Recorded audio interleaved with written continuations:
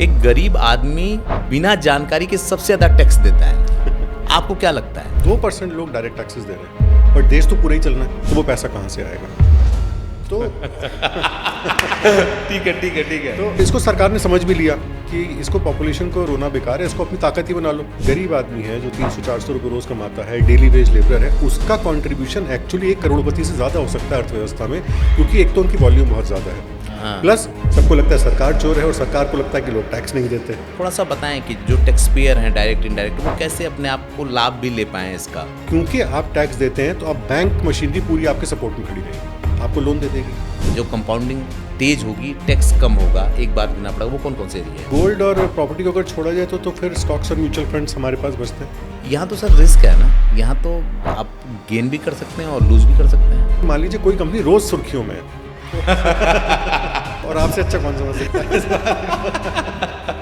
कुछ लोग ऐसे होते हैं जीवन में रोज काम करते हैं, जेब काट करके, पेट काट करके बचाने की कोशिश करते हैं, उसके बाद भी वो बड़े नहीं हो पाते हैं। कंपाउंड नहीं कर रहा अपने आप को, वो जा रहा है जितनी दिहाड़ी या जितनी भी उसको डेली की वेजेस मिल रहे हैं उतने मिल रहे हैं और वो आ रहा है। ज्यादातर जो बड़े लोग हैं वो इन्वेस्टेड बहुत ज्यादा होते हैं। आपकी नज़र से हिंदुस्तान अगर ग्रोथ कर रहा है तो वो सेक्टर्स कौन से हैं जो बहुत तेजी से आगे बढ़ने वाले हैं, जिसमें लोग आगे जाएंगे? क्यों आदमी यहाँ से हवाई जहाज पकड़ के दुबई जाता है? तो हर चीज में 3 गुनी दुबई से होकर के आया हूँ सर। मान लीजिए हमारे यहाँ भी 25 गुना टैक्स कलेक्शन हो जाए, सब कुछ चेंज हो जाएगा सर। सब कुछ चेंज हो जाएगा।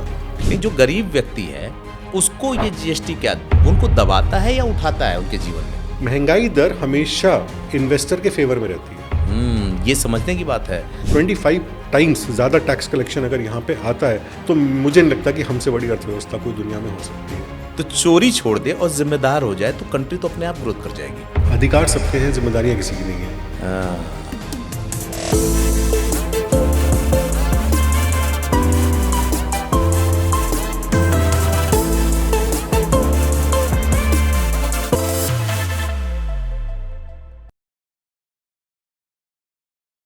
अगर मैं आप लोगों से ये कहूं कि आज के ज़माने में अर्थ का ही अर्थ है, बाकी सब व्यर्थ है, तो क्या मानेंगे आप?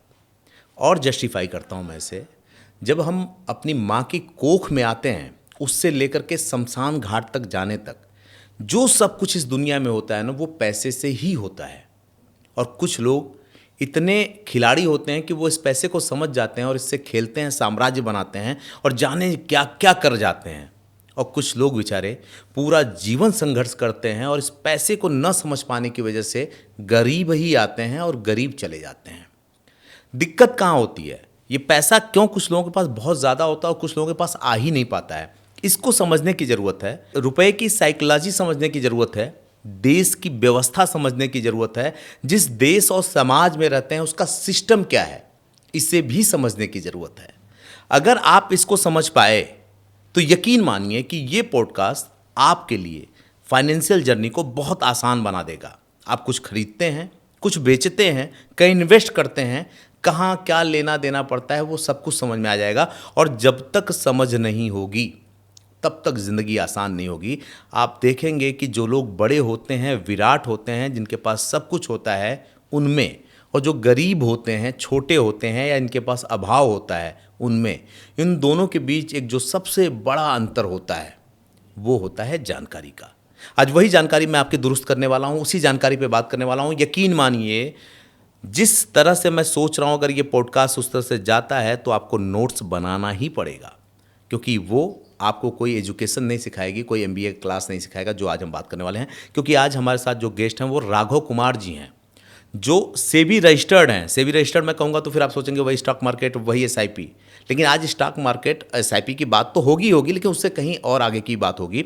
जो 20 साल से इस फील्ड में हैं, जो लिस्टेड रिसर्च एनालिस्ट हैं, जाने कितने लोगों के जीवन में सलाह देते हैं, जीवन में उनके फाइनेंस को मैनेज करते हैं, उनकी ज़िंदगी बदलते हैं। तो आइए सीधे बातचीत करते हैं। Sir, thank you so much ये समय देने के लिए। जी, thank you so much for having me here.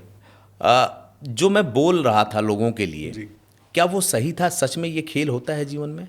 नहीं, आपने जो कहा वो 100% सही है, क्योंकि आपने एक बड़ी खास बात कही कि जिस देश में आप रहते हैं वहाँ के सिस्टम को आपको समझना ज़रूरी है। क्योंकि आमतौर पर हम क्या सुनते हैं जब भी फाइनेंस की बातें होती हैं और जब भी भारत की बात होती है तो हम उसे कई देशों से कंपेयर करना शुरू कर देते हैं कि अच्छा वहाँ दुबई में ऐसा होता है, सिंगापुर में ऐसा होता है, यूरोप में ऐसा होता है। बट हम भूल जाते हैं कि जहाँ हम रहते हैं, अब हम सिंगापुर में तो नहीं कमा रहे, दुबई में तो नहीं कमा रहे, तो जहाँ रहते हैं उसकी अर्थव्यवस्था को समझना बहुत ज़रूरी है। और अगर हम भारत की अर्थव्यवस्था को समझने की प्रयास करें, मुझे नहीं लगता कि कोई भी इतना बड़ा पंडित हो सकता है जो इस इकोनॉमी को पूरी तरीके से समझ सके, क्योंकि हम बहुत बड़ी इकोनॉमी है। लेकिन अगर ज़रा भी प्रयास करें और अगर 2-4% भी उसके अंदर पेनिट्रेट कर गया तो उसे समझ में आना शुरू हो जाएगा कि एक्चुअली हम कितनी बड़ी गोल्ड माइन के ऊपर बैठे हैं। अच्छा सर, आपको क्या लगता है कि कुछ लोग बड़े होते चले जाते हैं, पैसा उनके पास बढ़ता चला जाता है, कुछ लोग ऐसे होते हैं जीवन में रोज काम करते हैं, जेब काट करके, पेट काट करके बचाने की कोशिश करते हैं, उसके बाद भी वो बड़े नहीं हो पाते हैं, उसके बीच में गैप कहाँ देखते हैं? वो कौन, क्या माइंडसेट का गैप है, या कोई जो लोग कहते हैं किस्मत की बात होती है, वो सच में किस्मत होती है? देखिए, माइंडसेट से ये बात शुरू होकर के नॉलेज तक जाती है। मतलब माइंडसेट तो सबसे पहले है ही। अगर आपका माइंडसेट है कि मुझे अमीर बनना है या मुझे सक्सेसफुल होना है, तो शायद आप प्रयास भी करेंगे, आप कुछ नॉलेज गेन करने की कोशिश भी करेंगे। लेकिन जो जितना डिफरेंस मैंने नोट किया कि बहुत से लोग हैं जिनको नॉलेज भी है, माइंडसेट भी है, बट डिफरेंस एक आता है सिंपल सी, जो हम तीसरी चौथी क्लास में पढ़ा करते थे, सिंपल इंटरेस्ट और कंपाउंड इंटरेस्ट का। मार्केट्स में और इन्वेस्टमेंट्स में, मतलब अगर हम मार्केट की बात ना करें, स्पेशली सिर्फ इन्वेस्टमेंट्स की बात करें, तो जितने भी तरह के इन्वेस्टमेंट्स हैं वहाँ पे एक फोर्स होती है जो कि इन्वेस्टर के फेवर में चली जाती है, जिसको हम बोलते हैं कंपाउंडिंग। ओके। और कंपाउंडिंग को जैसे कहा गया कि 8th wonder of the world है। कंपाउंडिंग का मतलब है कि ब्याज पे ब्याज मिलना, जो कि एक आम आदमी जब आप सुबह काम पे जाता है और शाम को काम पे आता है तो वो कंपाउंड नहीं कर रहा अपने आप को, वो जा रहा है जितनी दिहाड़ी या जितनी भी उसको डेली की वेजेस मिल रहे हैं उतने मिल रहे हैं और वो आ रहा है।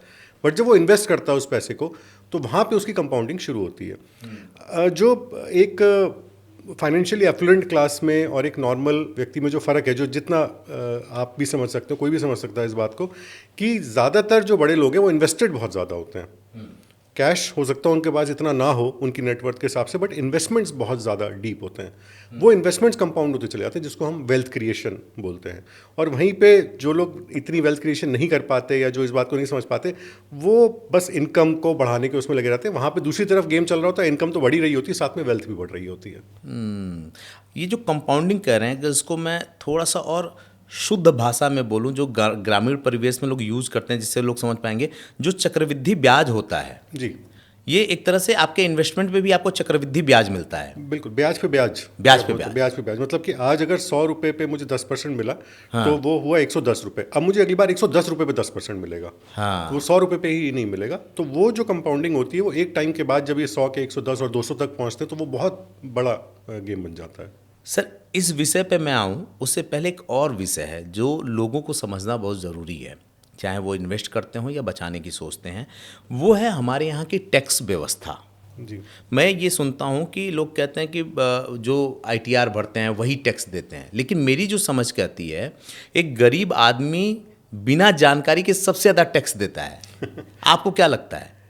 टैक्सेस दो तरीके से क्लासिफाई करे जा सकते हैं। हालांकि ये ज़्यादा तो CS का काम है, लेकिन टैक्सेस को दो तरीके से हम क्लासिफाई करते हैं। तो डायरेक्ट टैक्सेस, एक indirect taxes.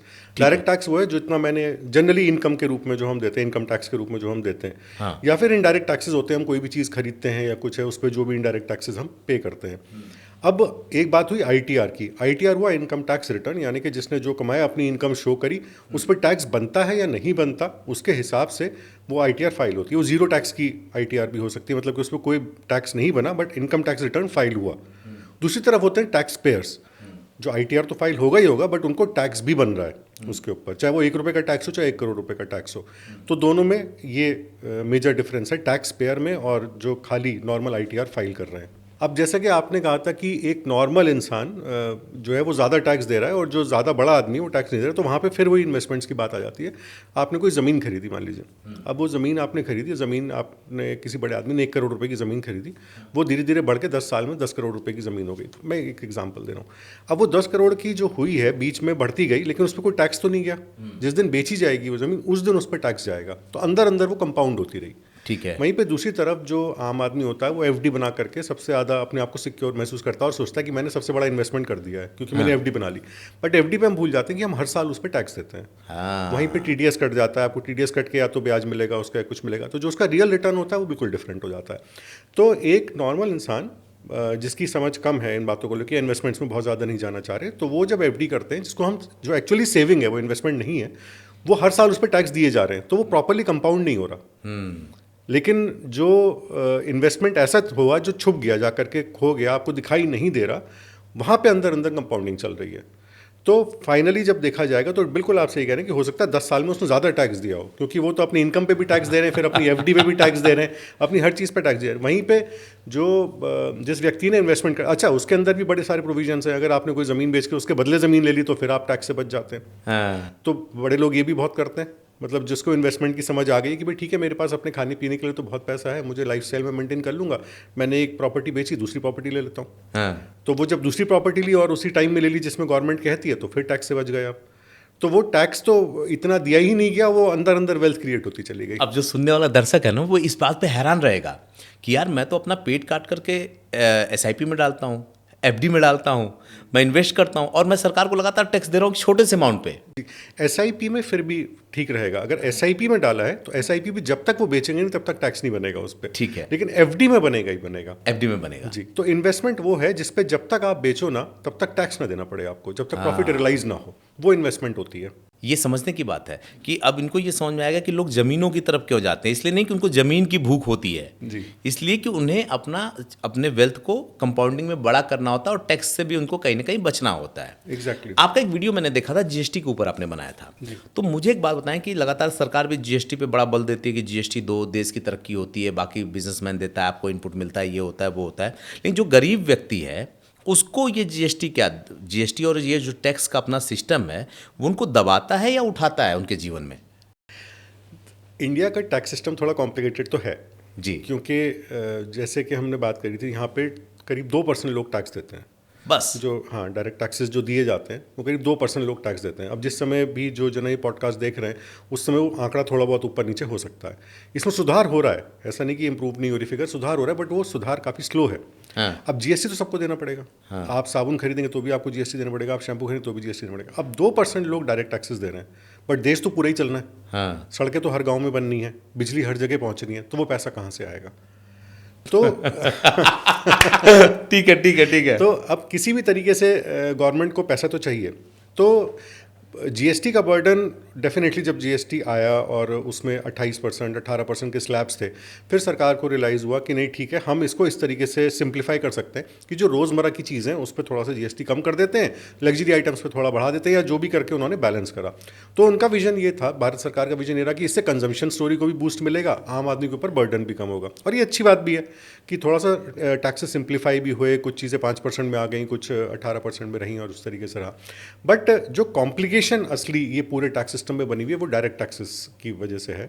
Direct tax system यहाँ का थोड़ा कॉम्प्लिकेटेड इसलिए भी मुझे लगता है कि हर बजट में चेंज होता है। हाँ। ऐसे बहुत से कम, अब फिर आप कहोगे कि मैं भी दूसरी कंट्रीज से कंपेयर कर रहा हूँ। नहीं नहीं, बिल्कुल करना चाहिए सर। लोग दुबई भाग के जा रहे हैं, दूसरी जगहों पे जा रहे हैं जी। और छोटा आदमी देखता क्यों दुबई जा रहा है, तो आप करिए सर, खुल के बोलिए इस पे। क्योंकि अगर आपके टैक्स सिस्टम में प्रेडिक्टेबिलिटी नहीं है, हाँ। मान लीजिए मैं आज एक काम शुरू करता हूँ, आज एक बिजनेस शुरू करता हूँ और मुझे पता है कि मुझे इतने टैक्सेस देने, अगले साल जब नया बजट आता है 1 फरवरी को, तो मुझे पता चलता है तो टैक्स स्लैब अब चेंज हो चुका है। हाँ। तो अब मेरी तो कैलकुलेशन गड़बड़ हो जाएगी अगर मैं कम नेट प्रॉफिट मार्जिन पे काम कर रहा हूँ, एज अ बिजनेस ओनर मैं बात कर रहा हूँ। फिर अगले साल मुझे एक कोई उसी तरफ एक एम्प्लॉय है, एम्प्लॉय को पता चलता है अच्छा आज 50,000 बढ़ गया, आज 25,000 रुपये कम हो गया, आज इस चीज़ पे जीएसटी बढ़ गई।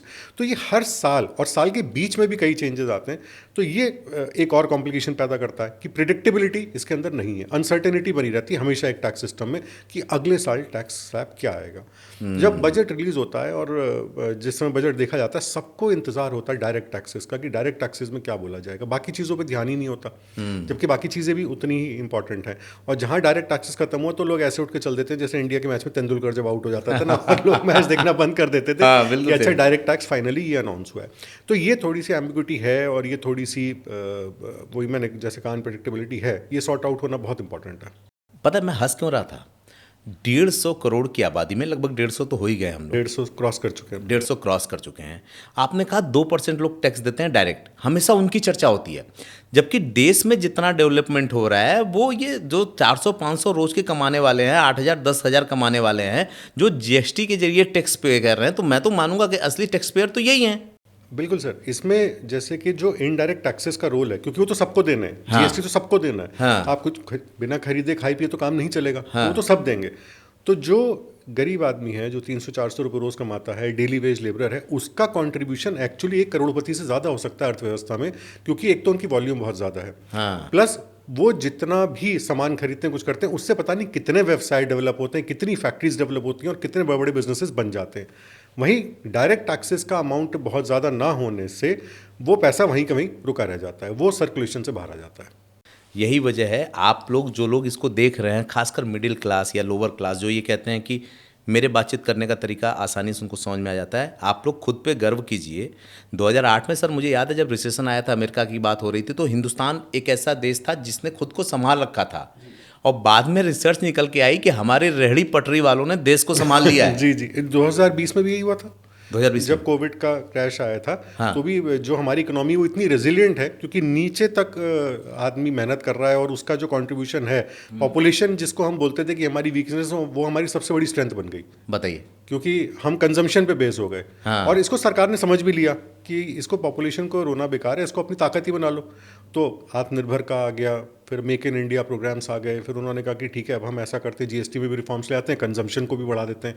तो ओवरऑल देखा जाए तो काफ़ी एफर्ट्स चल रहे हैं। मतलब कल जो एक खबर आई थी कि हम तीसरी सबसे ज़्यादा पावरफुल कंट्री बन गए, जी। उसमें हमारी ये जो छोटे लोग हमेशा ये रोते रहते हैं कि हमारा तो कुछ नहीं हो रहा है, हम तो कुछ नहीं कर पा रहे हैं, बेसिकली देश उनकी वजह से आगे जा रहा है। देश उनकी वजह से चल रहा है, उनका कितना हो पा रहा है वो अलग बात है, बट हाँ उनका कंट्रीब्यूशन काफ़ी मेजर कंट्रीब्यूशन है भारत की। चलिए सर, इस एक चीज़ और मुझे समझा दीजिए आप। अब ये जब बात आई कि उनका कितना हो पा रहा है, एक जो इस तरह का व्यक्ति होता है ना, उसकी जेब किस किस तरह से और कितनी बार काटी जाती है?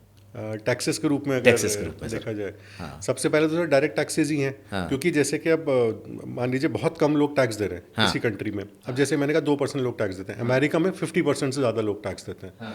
और अमेरिका एक डेवलप्ड कंट्री है, डेवलप्ड कंट्रीज़ के हिसाब से 50% कम है। और भी ऐसी डेवलप्ड कंट्रीज हैं 70% 80% लोग टैक्स दे रहे हैं। यानी कि अगर 100 लोग हैं, 100 में से 80% लोग टैक्स दे रहे हैं, 80 लोग टैक्स दे रहे हैं, और उस 80 लोगों के टैक्स से पूरा देश चल रहा है। यहाँ पे क्या हो रहा है कि अगर 100 लोग हैं तो सिर्फ 2 लोग टैक्स दे रहे हैं, उस 2 लोगों से सारे 100 लोगों का काम चल रहा है।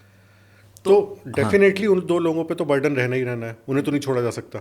क्योंकि अगर मैं गवर्नमेंट पॉइंट ऑफ व्यू से बात करूं, तो सरकार क्या देखेगी? सरकार देखेगी ये 2 लोग। आप भी देखेंगे ना, अगर एक नॉर्मल बिजनेस होता है, ऑफिस में अगर 2 लोग काम करते हैं, सबसे ज़्यादा काम उन्हीं से कराया जाता है। जो नहीं करेगा वो थोड़ी देर बाद एमडी सोचता है छोड़ यार, इसने काम वाम तो करना नहीं है, वो उसे बुला लो, काम कर देगा। तो ये 2% लोग वो बन गए कि इन्हें बुला लो, ये तो टैक्स दे ही देंगे। इसीलिए उन्हीं के टैक्स में सारी फेरबदल होती रहती है।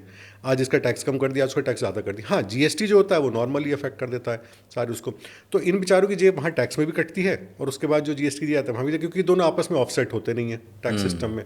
तो जो डायरेक्ट टैक्स हम दे रहे हैं उसको ऑफसेट करने का कोई भी तरीका नहीं। मतलब ऑफसेट से मेरा मतलब है कि उसके सामने कोई भी खर्चा खड़ा करने का कोई तरीका नहीं होता। वो टैक्स तो आपको उस तरीके से देना ही पड़ेगा। सर, आप तो बहुत लोगों को सलाह देते हैं, अब जरा ये बताएं कि जो टैक्स पेयर है, किसी भी रूप में टैक्स पे कर रहा है, वो सरकार से या सरकार के सिस्टम से या बैंकिंग सिस्टम से किस किस तरह का फ़ायदा ले सकता है, या उसको क्या क्या करना चाहिए? चाहे वो इन्वेस्टमेंट के रूप में ही हो, कि जैसे आपने बताया कि भाई एफडी करते हो तो हर साल आप ब्याज दे ही रहे हो, लेकिन एक ज़मीन का छोटा सा टुकड़ा खरीद लिया तो आपने अपने पैसे को बचा लिए। तो जो आप लोगों को सलाह देते हैं, थोड़ा सा बताएं कि जो टैक्स पेयर हैं डायरेक्ट इनडायरेक्ट, वो कैसे अपने आप को लाभ भी ले पाएँ इसका।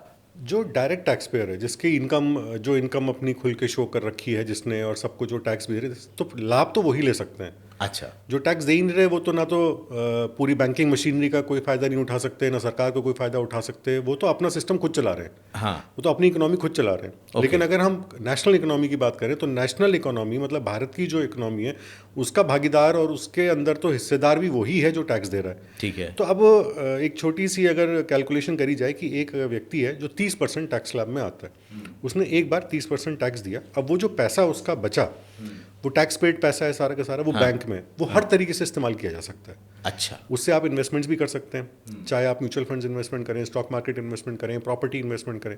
अब जब प्रॉपर्टी इन्वेस्टमेंट करेंगे तो प्रॉपर्टीज़ महंगी होती हैं, लेकिन क्योंकि आप टैक्स देते हैं तो आप बैंक मशीनरी पूरी आपके सपोर्ट में खड़ी रहेगी। ओके। आपको लोन दे देगी। हाँ। आपको कार लेनी है वो कार खरीदवा देगी। आपको जो भी इन्वेस्टमेंट जिस तरीके से भी करने हैं आप उसमें आगे बढ़ेंगे। फिर ये तो हुई टैक्स की कहानी कि टैक्स देने का क्या फ़ायदा हुआ। टैक्स देने का सबसे बड़ा फ़ायदा ये हुआ कि इन्वेस्टमेंट्स आपके लिए ओपन अप हो गए, जो कि 98% लोगों के लिए तो ओपन अप ही नहीं है। ठीक है। फिर आती है बात इन्फ्लेशन की। दूसरी चीज़ जिसको हम सबसे ज़्यादा परेशान रहते हैं, महंगाई दर की। महंगाई दर हमेशा इन्वेस्टर के फेवर में रहती है। अगर आप इन्वेस्टर हैं, मान लीजिए आपका इन्वेस्टमेंट प्रॉपर्टी में है, और आपने स्टॉक्स में इन्वेस्ट कर रखा है या म्यूचुअल फंड्स में इन्वेस्ट कर रखा है, तो आप भगवान से रोज प्रार्थना करिए महंगाई बढ़ती चली जाए क्योंकि जितनी महंगाई बढ़ेगी हाँ। वो उसके अंदर बिल्ट इन होता जाएगा। हाँ। महंगाई दर जो है वो मिनिमम आपके इन्वेस्टमेंट की ग्रोथ का रेट डिसाइड कर देगी। ओके। जैसे गोल्ड है, हाँ। गोल्ड को हम बोलते हैं इन्फ्लेशन बीटर है। इन्फ्लेशन बीटर का मतलब कि महंगाई दर को बीट कर देगा ठीक हर है। बार। तो महंगाई दर मान लीजिए शहरों के अंदर मेरे ख्याल से 8-9% के आसपास महंगाई दर रहती है, जो एक अर्बन एरियाज में रहती है। गोल्ड बढ़ेगा 9-10% से, वो उसे बीट करेगा। प्लस उस पर टैक्स नहीं देना होगा आपको जब तक आप बेचेंगे नहीं। जब आप बेचेंगे तभी आप उस पर टैक्स देंगे। तो एक बार टैक्स देने के बाद आपके लिए सारे इन्वेस्टमेंट्स ओपन अप होते हैं। हाँ। और इन्फ्लेशन जो अब तक आपकी दुश्मन थी अचानक से आपके फेवर में आ जाती है, क्योंकि अब आप इन्वेस्ट कर सकते हैं, आप इन्वेस्टमेंट कर रहे हैं। जब तक आप उस इन्वेस्टमेंट को भुनाएंगे नहीं, अब आप दोबारा टैक्स नहीं देंगे। जब भी आप उस इन्वेस्टमेंट को भुनाएंगे तो ज़्यादातर जो टैक्स आपके ऊपर लगेगा उसके प्रॉफिट पे, वो आपकी नॉर्मल टैक्स स्लैब से कम लगेगा। ओके। और उसके अंदर भी काफ़ी सारे इन्वेस्टमेंट्स ऐसे हैं जिसमें अगर आप एक ड्यूरेशन के अंदर उसे दोबारा इन्वेस्ट कर देते हैं तो आपको टैक्स नहीं देना पड़ेगा। सर बड़े पते की बात की, मैंने बहुत सा वीडियो बनाया ना, लोग आकर के पूछते थे कि अरे भाई बताओ इन्वेस्ट कहाँ करें, कैसे करें। तो आज सही मामले में ये पता चल रहा है कि भाई आप कहाँ इन्वेस्ट करो जहाँ पैसे बढ़ सकते हैं। क्योंकि अच्छा, दो चीज़ें हैं, एक तो कुछ लोग इस तरह के भी होते हैं सलाह देने वाले, जो मान लीजिए 2-4 साल 6 साल से काम कर रहे हैं इस फील्ड में, उनकी एक नॉलेज है, किताबी नॉलेज है, उस पर उन्होंने बता दिया और जनता जाके कर दी, फिर पता चला उनके पैसे ही टैक्स में डिटेक्ट हो गए। तो वहाँ एक मुश्किल आती है। लेकिन ये आपने सही कहा कि कुछ ऐसे, अच्छा आपके नज़र में गोल्ड को छोड़ दें, ज़मीन को छोड़ दें, तो और कौन सा ऐसा है एरिया जहाँ इन्वेस्ट अगर वो कर देते हैं तो ये जो टैक्सेस वाली बात है, जो कंपाउंडिंग तेज होगी, टैक्स कम होगा, एक बार देना पड़ेगा, वो कौन कौन से एरिया है? गोल्ड और प्रॉपर्टी को अगर छोड़ा जाए तो फिर स्टॉक्स और म्यूचुअल फंड्स हमारे पास बचते हैं, जो कि कोई भी आदमी इन्वेस्ट कर सकता है उसके अंदर। और सबसे बढ़िया बात क्या है कि आप 100-500 रुपये से शुरू कर करके जितने भी बड़ी आपकी इन्वेस्टमेंट अमाउंट है उतनी आप इन्वेस्ट कर सकते हैं। सेम रूल वहाँ लागू हो जाएगा, जब तक आप बेचेंगे नहीं तब तक आप उसको कोई, जब तक प्रॉफिट बुक नहीं करेंगे, प्रॉफिट भले कितना दिखता रहे आपको, जब तक आप उसे बेच के प्रॉफिट घर नहीं लाएंगे तब तक आपको कोई टैक्स नहीं देना पड़ेगा। फिर अगर आप उस पर प्रॉफिट बुक करके टैक्स देते भी हैं तो भी वो आपके स्लैब से बहुत कम होता है। नॉर्मल 30% में हो सकता है आप हो, लेकिन वहाँ पे हो सकता है 12.5% टैक्स ही पड़े आपको, वो भी आपके प्रॉफिट पे ही पड़ेगा और एक ही बार पड़ेगा, दोबारा नहीं पड़ेगा। तो हो सकता है आपने 10 साल उसको होल्ड करो तो 10 साल में आप एक बार 12.5% टैक्स देंगे। बीच में जितना पैसा बढ़ा कोई दिक्कत नहीं है। वो तो बहुत फायदे का सौदा है। जी हाँ, ये बहुत फ़ायदे का सौदा है। और उसका एक और बहुत बड़ा फ़ायदा ये है कि वो कहीं दिखाई नहीं देगा। हाँ। तो वो आप किसी को नहीं पता चलेगा कि आपका डीमैट अकाउंट कितना बड़ा है, कितना छोटा है, आपके पास कितना इन्वेस्टमेंट है, कितनी ज़मीनें दिख जाएंगी लोगों को, बहुत कुछ दिख जाएगा। लेकिन ये जो इन्वेस्टमेंट्स है बिल्कुल साइलेंट है। तो और ऐसे बहुत से एग्जाम्पल्स भी हैं जो अंदर बहुत बड़े पोर्टफोलियोज लोगों ने बिल्ड कर लिए, किसी को पता ही नहीं चला कि इस तरीके से उनके इन्वेस्टमेंट्स बढ़ गए। नहीं सर, एक रिस्क तो है ना, जैसे गोल्ड और ज़मीन तो दिखती है कि है अपने पास पड़ी हुई है, और इसमें नुकसान होने के चांसेस ना के बराबर होते हैं। अगर आपने छोड़ दिया और कोई ऐसी आपदा या विपदा इस पूरे देश पे नहीं आई, संकट नहीं आया कि उसका वेट कम हो जाए, रेट कम हो जाए। लेकिन जब आप जो बाकी स्टॉक की बात कर रहे हैं, एसआईपी की बात भी हम कर लें या इन्वेस्टमेंट नहीं, जो हम शेयर मार्केट की बात कर रहे हैं, यहाँ तो सर रिस्क है ना, यहाँ तो आप गेन भी कर सकते हैं और लूज भी कर सकते हैं। हाँ, गोल्ड और प्रॉपर्टी तो टेंजिबल एसेट है, मतलब सामने दिखाई देते हैं, फिजिकल फॉर्म में आप इनको होल्ड कर सकते हैं, देख सकते हैं, अपने हाथ में ज़मीन आपको दिखती है, गोल्ड आप होल्ड कर सकते हैं, तो टेंजिबल एसेट्स हैं। तो डेफिनेटली ये जो होते हैं रिसेशन प्रूफ तो रहते ही हैं हमेशा, क्योंकि जनरली जब महंगाई बढ़ती है किसी भी वजह से तो इनके रेट और ज़्यादा बढ़ जाते हैं। बात आती है कि स्टॉक मार्केट इन्वेस्टिंग की, या उसकी बात आती है तो देखिए, गोल्ड हम सब के पास है, गोल्ड में हम सब इन्वेस्टेड हैं, और इंडियंस तो खास तौर से बहुत डीपली इन्वेस्टेड हैं। हर फैमिली स्त्री धन के रूप में, और वैसे भी हमारा गोल्ड फेवरेट चीज़ है। अगर हम कुछ भी खरीदेंगे तो गोल्ड सबसे पहले खरीदेंगे। प्रॉपर्टी में भी हम लोग बहुत इन्वेस्टेड होते हैं, हमारा घर होता है, हमारी ऑफिस होता है, हमारी दुकान होती है, तो अननोइंगली वो सब इन्वेस्टमेंट्स ही हैं। जो स्टॉक मार्केट में इन्वेस्टमेंट जाती है या जो SIPs में इन्वेस्टमेंट जाती है, वो इनकी कॉस्ट पे नहीं जाती, कभी भी किसी भी हाउस होल्ड की नहीं जाती। पहले सबका घर ही होता है, पहले सबका ऑफिस ही होता है, पहले सब कार ही खरीदते हैं। उसके बाद जो सरप्लस आपका पैसा है, हाँ, जिसको आप सारा FD में रखने की सोच रहे हैं या सारा सेविंग अकाउंट में रखने की सोच रहे हैं, उसका कुछ पार्ट इन इन्वेस्टमेंट्स के अंदर जाता है। फिर अच्छा यही है कि वहीं के वहीं बढ़े, वहीं कंपाउंड हो, और उसके बाद वो इन्वेस्टमेंट बड़ी हो। ऐसा नहीं कि आप इन इन्वेस्टमेंट्स को रोक करके उसको करेंगे। जो टेंजिबल इन्वेस्टमेंट्स हैं, मतलब टेंजिबल जिस चीज़ को आप छू सकते हैं, देख सकते हैं, जैसे कि गोल्ड है और प्रॉपर्टी है, वो तो डेफिनेटली पहले ही होंगे, और वो होते ही हैं, मतलब बाय डिफ़ॉल्ट हो जाएंगे। कुछ मैंने सुना है कुछ बॉन्ड वगैरह भी होते हैं, कुछ ऐसे पेपर होते हैं जिसको अगर आप खरीद लेते हैं तो वहाँ भी मतलब नुकसान के चांसेस कम होते हैं। बॉन्ड्स में नुकसान का चांस नहीं होता क्योंकि वो तो सरकार की तरफ से गारंटेड होते हैं, तो उस पर तो एक लेकिन फिक्स्ड रेट ऑफ वो इंटरेस्ट मिलता है उसके अंदर। उस पर टैक्स वैसे ही कटता है? हाँ जी, वो फिक्स्ड रेट है लेकिन उसका अच्छा। मतलब ऐसा नहीं कि वो कोई बहुत ज़्यादा रेट ऊपर नीचे आएगा। जनरली बॉन्ड्स बड़े इन्वेस्टर्स के लिए अच्छे रहते हैं। इस तरह की और भी चीज़ें हैं स्टॉक मार्केट में भी और इन्वेस्टमेंट्स में, जहाँ पे आपको ऐसा नहीं होगा कि बहुत तेज़ी से ऊपर नीचे कोई रेट हो उसका, एक नॉर्मल रेट पे ही आपको उसका रिटर्न मिलता है। अच्छा ठीक है, मान लीजिए जैसे बहुत लोग सुन रहे होंगे, वो कह रहे होंगे यार गोल्ड तो बड़ी चीज़ हो गई और ज़मीन भी एक बड़ा अमाउंट वाला होता है, लेकिन उनके पास 10-20 हज़ार 25 हज़ार 30 हज़ार ऐसा हो सकता है जिसको वो चाहते हैं कि फिजिकल फॉर्म में उनकी इन्वेस्टमेंट दिखे, कंपाउंडिंग भी हो सके। तो क्या आपके पास कोई ऐसा आइडिया है जहाँ पे वो अपने पैसे को लगा सकते हैं इस मार्केट को छोड़ करके? स्टॉक मार्केट को छोड़ के 10-20-50 हज़ार लगाना, गोल्ड और प्रॉपर्टी भी छोड़ के मुझे नहीं लगता कि कोई भी इस तरह का तरीका, हाँ, कोई भी तरीका इस तरीके का होगा। अगर हम जैसे कि आर्ट कलेक्टर्स होते हैं या कोई भी चीज़ अगर आप खरीदने की कोशिश करोगे तो उसकी तो एक कॉस्ट आएगी और जनरली वो नोशनल वैल्यू होती है सारी की, आप क्या सोच रहे हो उसकी कीमत होनी चाहिए, उस पर उसकी कीमत हो जाती है। कोई रियल प्राइस डिस्कवरी मैकेनिज्म नहीं होता वहाँ पे। बट हाँ, जैसे कि अगर डायरेक्ट स्टॉक इन्वेस्टमेंट से डर लगता है तो म्यूचुअल फंड्स में भी जा सकते हैं, बड़े अच्छे मैनेज होते हैं। फिर म्यूचुअल फंड्स का भी मैं सभी इन्वेस्टर्स को मतलब ये हमेशा सलाह देता हूँ कि अगर आपको म्यूचुअल फंड से डर लगता है, स्टॉक मार्केट से डर लगता है, तो पहले तो सवाल ये है कि क्या आपको भारत में भरोसा है, क्या आप इंडिया की ग्रोथ स्टोरी में बिलीव करते हैं। अगर जवाब हाँ है तो क्या आपको लगता है हमारी इकोनॉमी बढ़ती रहेगी? इसका भी जवाब अगर हाँ है तो आपको कुछ समझ में नहीं आता तो आप सीधा स्टॉक मार्केट की इंडेक्स में इन्वेस्ट कर दीजिए। इंडेक्स में जी, और कहीं मत जाइए, किसी स्टॉक में मत जाइए, इंडेक्स में इन्वेस्ट करिए। इंडेक्स का ग्रोथ रेट पिछले 25 साल में 12% के आसपास रहा है, पिछले 15 साल में तो और ज़्यादा रहा है, लेकिन 12% के आसपास तो उसका मिनिमम बेस लेवल है। तो अगर आपको हर चीज़ से डर लगता है तो आप वहाँ इन्वेस्ट कर सकते हैं, वो भी खरा सोना है। इंडेक्स का मतलब मैं वो समझ रहा हूँ जहाँ आपके 50 शेयर होते हैं जी, निफ्टी 50 में जैसे निफ्टी 50 होता है, मतलब एक बफे होता है जहाँ पे कुछ तो कुछ फायदे में आप रहेंगे। पूरी तरह से लॉस नहीं हो सकता। इंडेक्स पे मैंने एक वीडियो बनाया, अगर आप चाहें समझना उसको तो आप उसको देख सकते हैं। हम लोग टैक्स पे थे सर, टैक्स को थोड़ा सा और समझना चाहूँगा कि आजकल आप देख रहे होंगे रील में, इंस्टाग्राम के, फेसबुक पे ना, कि जो बड़े लोग होते हैं ना वो बड़ी गाड़ियाँ खरीदते हैं, मतलब किसी के हाथ में 10,000 की, मतलब 10 लाख की घड़ी, 20 लाख की घड़ी, कोई करोड़ों करोड़ों की घड़ी खरीदता है। इसके पीछे भी कोई साइकोलॉजी होती है, कुछ ऐसा होता है, या कोई ऐसा इन्वेस्टमेंट है जो बाद में उनको पैसा देता है? क्या है, मैं बस ये समझना चाहता हूँ ये ट्रेंड देख करके कि ये लोग इतना महंगा क्यों करते हैं। जैसे महंगी घड़ियाँ या महंगी गाड़ियाँ हैं, हाँ, तो कुछ तो इनकी रीसेल वैल्यू रहेगी। ठीक है, घड़ियों की हो या गाड़ियों की, और कई तो एसेट्स ऐसे भी हैं जिनकी वैल्यू बढ़ जाती है। अच्छा, कुछ घड़ियाँ ऐसी भी हैं, हाँ, मतलब I don't own any watch like this, मतलब मेरे पास कोई है नहीं, लेकिन मैं सुना है, हाँ, कि ऐसी भी चीज़ हो जैसे आर्ट कलेक्शंस होते हैं कि जिनकी वैल्यू टाइम के साथ बढ़ जाती है, एसेट की तरह कंसिडर कर सकते हैं। बाकी खरीदने के पीछे तो डिफरेंट मोटिव्स हो सकते हैं। अब किसी को घड़ियों का शौक है, किसी को गाड़ियों का शौक है, तो उस तरीके से खरीदा जा सकता है। प्लस जो लग्जरी कार्स हैं, जैसे लग्जरी कार्स का जो सेगमेंट है, उसमें कई बार उनको खरीदना ज़्यादा आसान हो जाता है बनस्पत एक आम कार के, क्योंकि वो जो कंपनी होती है लग्जरी कार की कंपनी, वही उन्हें फाइनेंस कर देती है। नहीं, इसको जो पूछने का मोटो था सर ना, इसमें भी टैक्स का कुछ खेल होता है क्या? कुछ टैक्स का गेम होता है? अगर आपने अपनी कंपनी के उसमें ले रखा है, मतलब कि आपने कंपनी के इस्तेमाल के लिए वो चीज़ ली है, तो डेफिनेटली आपको उसका बेनिफिट मिलेगा। अच्छा, अदरवाइज तो कोई इसमें कोई वो नहीं होगा टैक्स का। आप आगे मार्केट को कैसे देखते हैं? अगर मैं आपसे बोलूँ, जो लोग देख रहे होंगे, जब यहाँ तक हम पहुँच ही गए हैं तो वो सोचेंगे कुछ हमको ये भी मिल जाए कि हम किस मार्केट की तरफ जाएं या किन चीज़ों में फ़ंड लगाएं, क्योंकि आप सेबी रजिस्टर्ड हैं तो आप एक रूपरेखा बता सकते हैं। बाकी लोग थोड़ा सा बचते हैं क्योंकि वो उसको टिप्स मानते हैं। मैं टिप्स नहीं मांग रहा हूँ आपसे, मैं ये मांग रहा हूँ कि वो कौन से सेगमेंट हैं जिसकी तरफ लोगों को जाना चाहिए। हिंदुस्तान हमारा ग्रोथ कर रहा है तो आगे डेफिनेटली उसमें वो आगे जाएंगे।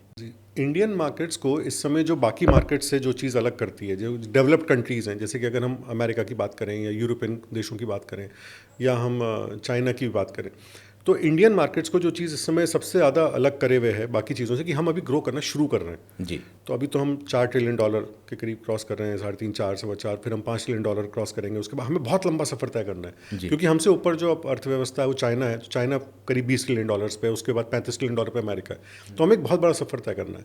प्लस हमारी जो पर कैपिटा GDP है वो भी बहुत कम है इस समय। पर कैपिटा GDP विकसित देशों की $60,000 $65,000 है, और हम लोग अभी $2,500 $3,000 के आसपास हैं। तो हमें 30-40 टाइम्स की ग्रोथ यहाँ से लेनी है अगर हमें भी विकसित बनना है।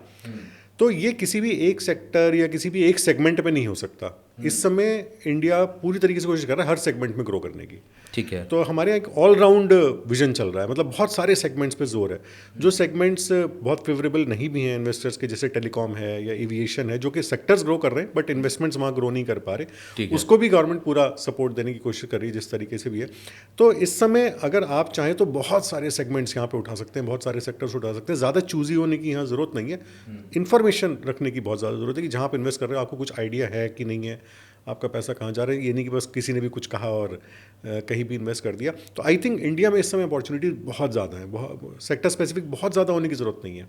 अभी आप एक चीज़ और भी देखेंगे ना कि कई बार मार्केट में कुछ चीज़ें आने से पहले हाइप बहुत बनती हैं। जैसे मैंने अभी पीछे खबर पढ़ा कि 3 IPO आ रहे हैं, तो अब पता चला आदमी सोचता है कि नई कंपनी आ रही है, उसके शेयर आ रहे हैं तो आगे बढ़ेंगे ही बढ़ेंगे, लेकिन उसमें रिस्क फैक्टर भी होता है। या फिर आप देखेंगे बिटकॉइन की बात चल रही, कुछ और भी इस तरह की है जो इन्वेस्टमेंट की बात कर रहा हूँ, जिसमें आदमी आपको लगता है, आपके लिहाज से क्या ऐसा है जो देख करके उसमें घुसना चाहिए जिसमें आदमी को ये पता चल पाए कि ये लॉन्ग टाइम चल पाएंगे कि नहीं चल पाएंगे, ये उससे मुनाफा कमा पाएंगे कि नहीं कमा पाएंगे? क्योंकि आदमी दूसरों की सलाह पे इन्वेस्ट तो कर देता है, लेकिन जब उसकी अपनी कैलकुलेशन नहीं होती तो बाद में उसको पछताना बहुत पड़ता है। IPO की अगर स्पेसिफिकली बात करी जाए तो थोड़ा सा टेक्निकल मैं यहाँ पे हूँ। बिल्कुल, मैं चाहूँगा। तो IPO जब भी लाया जाता है, IPO से पैसा लिया जाता है। जब भी IPO लाया जाता है तो IPO का मतलब इनिशियल पब्लिक ऑफरिंग, यानी कि पहली बार पब्लिक को अब उसमें भागीदारी का मौका दिया जा रहा है कि आप उसके शेयर्स खरीद के कंपनी के भागीदार बन सकते हैं। ठीक है। इसमें 2 तरह के ऑफर्स होते हैं हमेशा जब भी एक IPO आता है। पहला होता है offer for sale. Offer for sale का मतलब होता है कि जो कंपनी के प्रमोटर्स हैं या जो उसके शुरू के इन्वेस्टर्स थे वो अपना कुछ शेयर अब बेच रहे हैं। ठीक है। पब्लिक को। ठीक है। तो यानी कि वो प्रॉफिट बुकिंग कर रहे हैं। Okay. उनके पास मान लीजिए 100 शेयर थे तो वो 20 शेयर अब कंपनी के बेच रहे हैं पब्लिक को। तो पब्लिक किससे शेयर खरीद रही है? मालिक से, कंपनी से नहीं खरीद रही है, वो कंपनी के मालिक से शेयर खरीद रही है। लेकिन क्योंकि कंपनी के मालिक के पास शेयर तो कंपनी के ही हैं, तो वो इनडायरेक्ट वो भी अब कंपनी के हिस्सेदार बन जाएंगे। ठीक है। पहले मालिक 100% हिस्सेदार था, वो 80% हिस्सेदार रह जाएगा और 20% पब्लिक बन जाएगी। ठीक है। ये जो पैसा आता है ये कंपनी के पास नहीं जाता। अच्छा। ये मालिक के पास जाता है क्योंकि शेयर मालिक ने बेचे हैं। ठीक है। दूसरा होता है फ्रेश इशू ऑफ इक्विटी। ये तो था offer for sale, offer for sale बेचा। दूसरा होता है फ्रेश इशू ऑफ इक्विटी, यानी कि यहाँ पे नए शेयर बनाए जाते हैं, नए शेयर क्रिएट किए जाते हैं। वो कौन कर सकता है? वो तो सिर्फ कंपनी क्रिएट कर सकती है। Company fresh issue of equity निकालती है और पब्लिक को बेचती है। ये जो पैसा होता है जब इन्वेस्टर्स उसको खरीदते हैं, ये पैसा कंपनी के पास जाता है। अच्छा। तो ये कंपनी की ग्रोथ में इस्तेमाल होता है। कंपनी के किसी भी पर्पस के लिए इस्तेमाल हो सकता है। लेकिन जो ऑफर फॉर सेल में पैसा गया था वो सीधा प्रमोटर की जेब में जाता है। तो अगर एक सिंपल सा आप डिस्टिंक्शन करना चाहते हैं, कोई भी IPO आता है उसमें देख लीजिए ऑफर फॉर सेल कितना है, फ्रेश इशू ऑफ इक्विटी कितना है। ओके। अगर फ्रेश इशू ऑफ इक्विटी ज़्यादा है या सिर्फ फ्रेश इशू ऑफ इक्विटी है तो ये IPO अच्छा है। इसका मतलब है कि मालिक अपना शेयर नहीं बेचना चाह रहे। वो तो कह रहे हैं कि ठीक है हम अपनी हिस्सेदारी कम कर लेंगे, लेकिन कम कैसे करेंगे? आपको और शेयर दे देंगे, अपने नहीं बेचेंगे। क्योंकि पैसा कंपनी को चाहिए, मुझे नहीं चाहिए। मालिक ये कह रहा है उसमें। कंपनी को क्यों चाहिए? कंपनी को हो सकता है कुछ एक्सपेंशन करना हो, कुछ पुराने लोन है वो क्लियर करके अब हम डेट फ्री तरीके से चलेंगे, मतलब ऋण मुक्त होकर चलेंगे, या हमें कुछ नई फैक्ट्री कुछ भी करना है, कंपनी को इस्तेमाल करना है वो पैसा। लेकिन अगर मालिक कह रहा है भैया ऐसे कंपनी को नीचे मुझे दे दो तुम पैसे, मैंने बहुत अब चला लिया इसको, तो वहाँ पर ये थोड़ा सा रेड फ्लैग है। तो ये एक बहुत बेसिक सा फिल्टर आप लगा सकते हैं शुरू में। और ये जब आप किसी भी IPO के देखते हैं सबसे पहली 2 लाइनें यही होती हैं इसमें कि कितना फ्रेश इशू ऑफ इक्विटी और कितना ऑफर फॉर सेल है।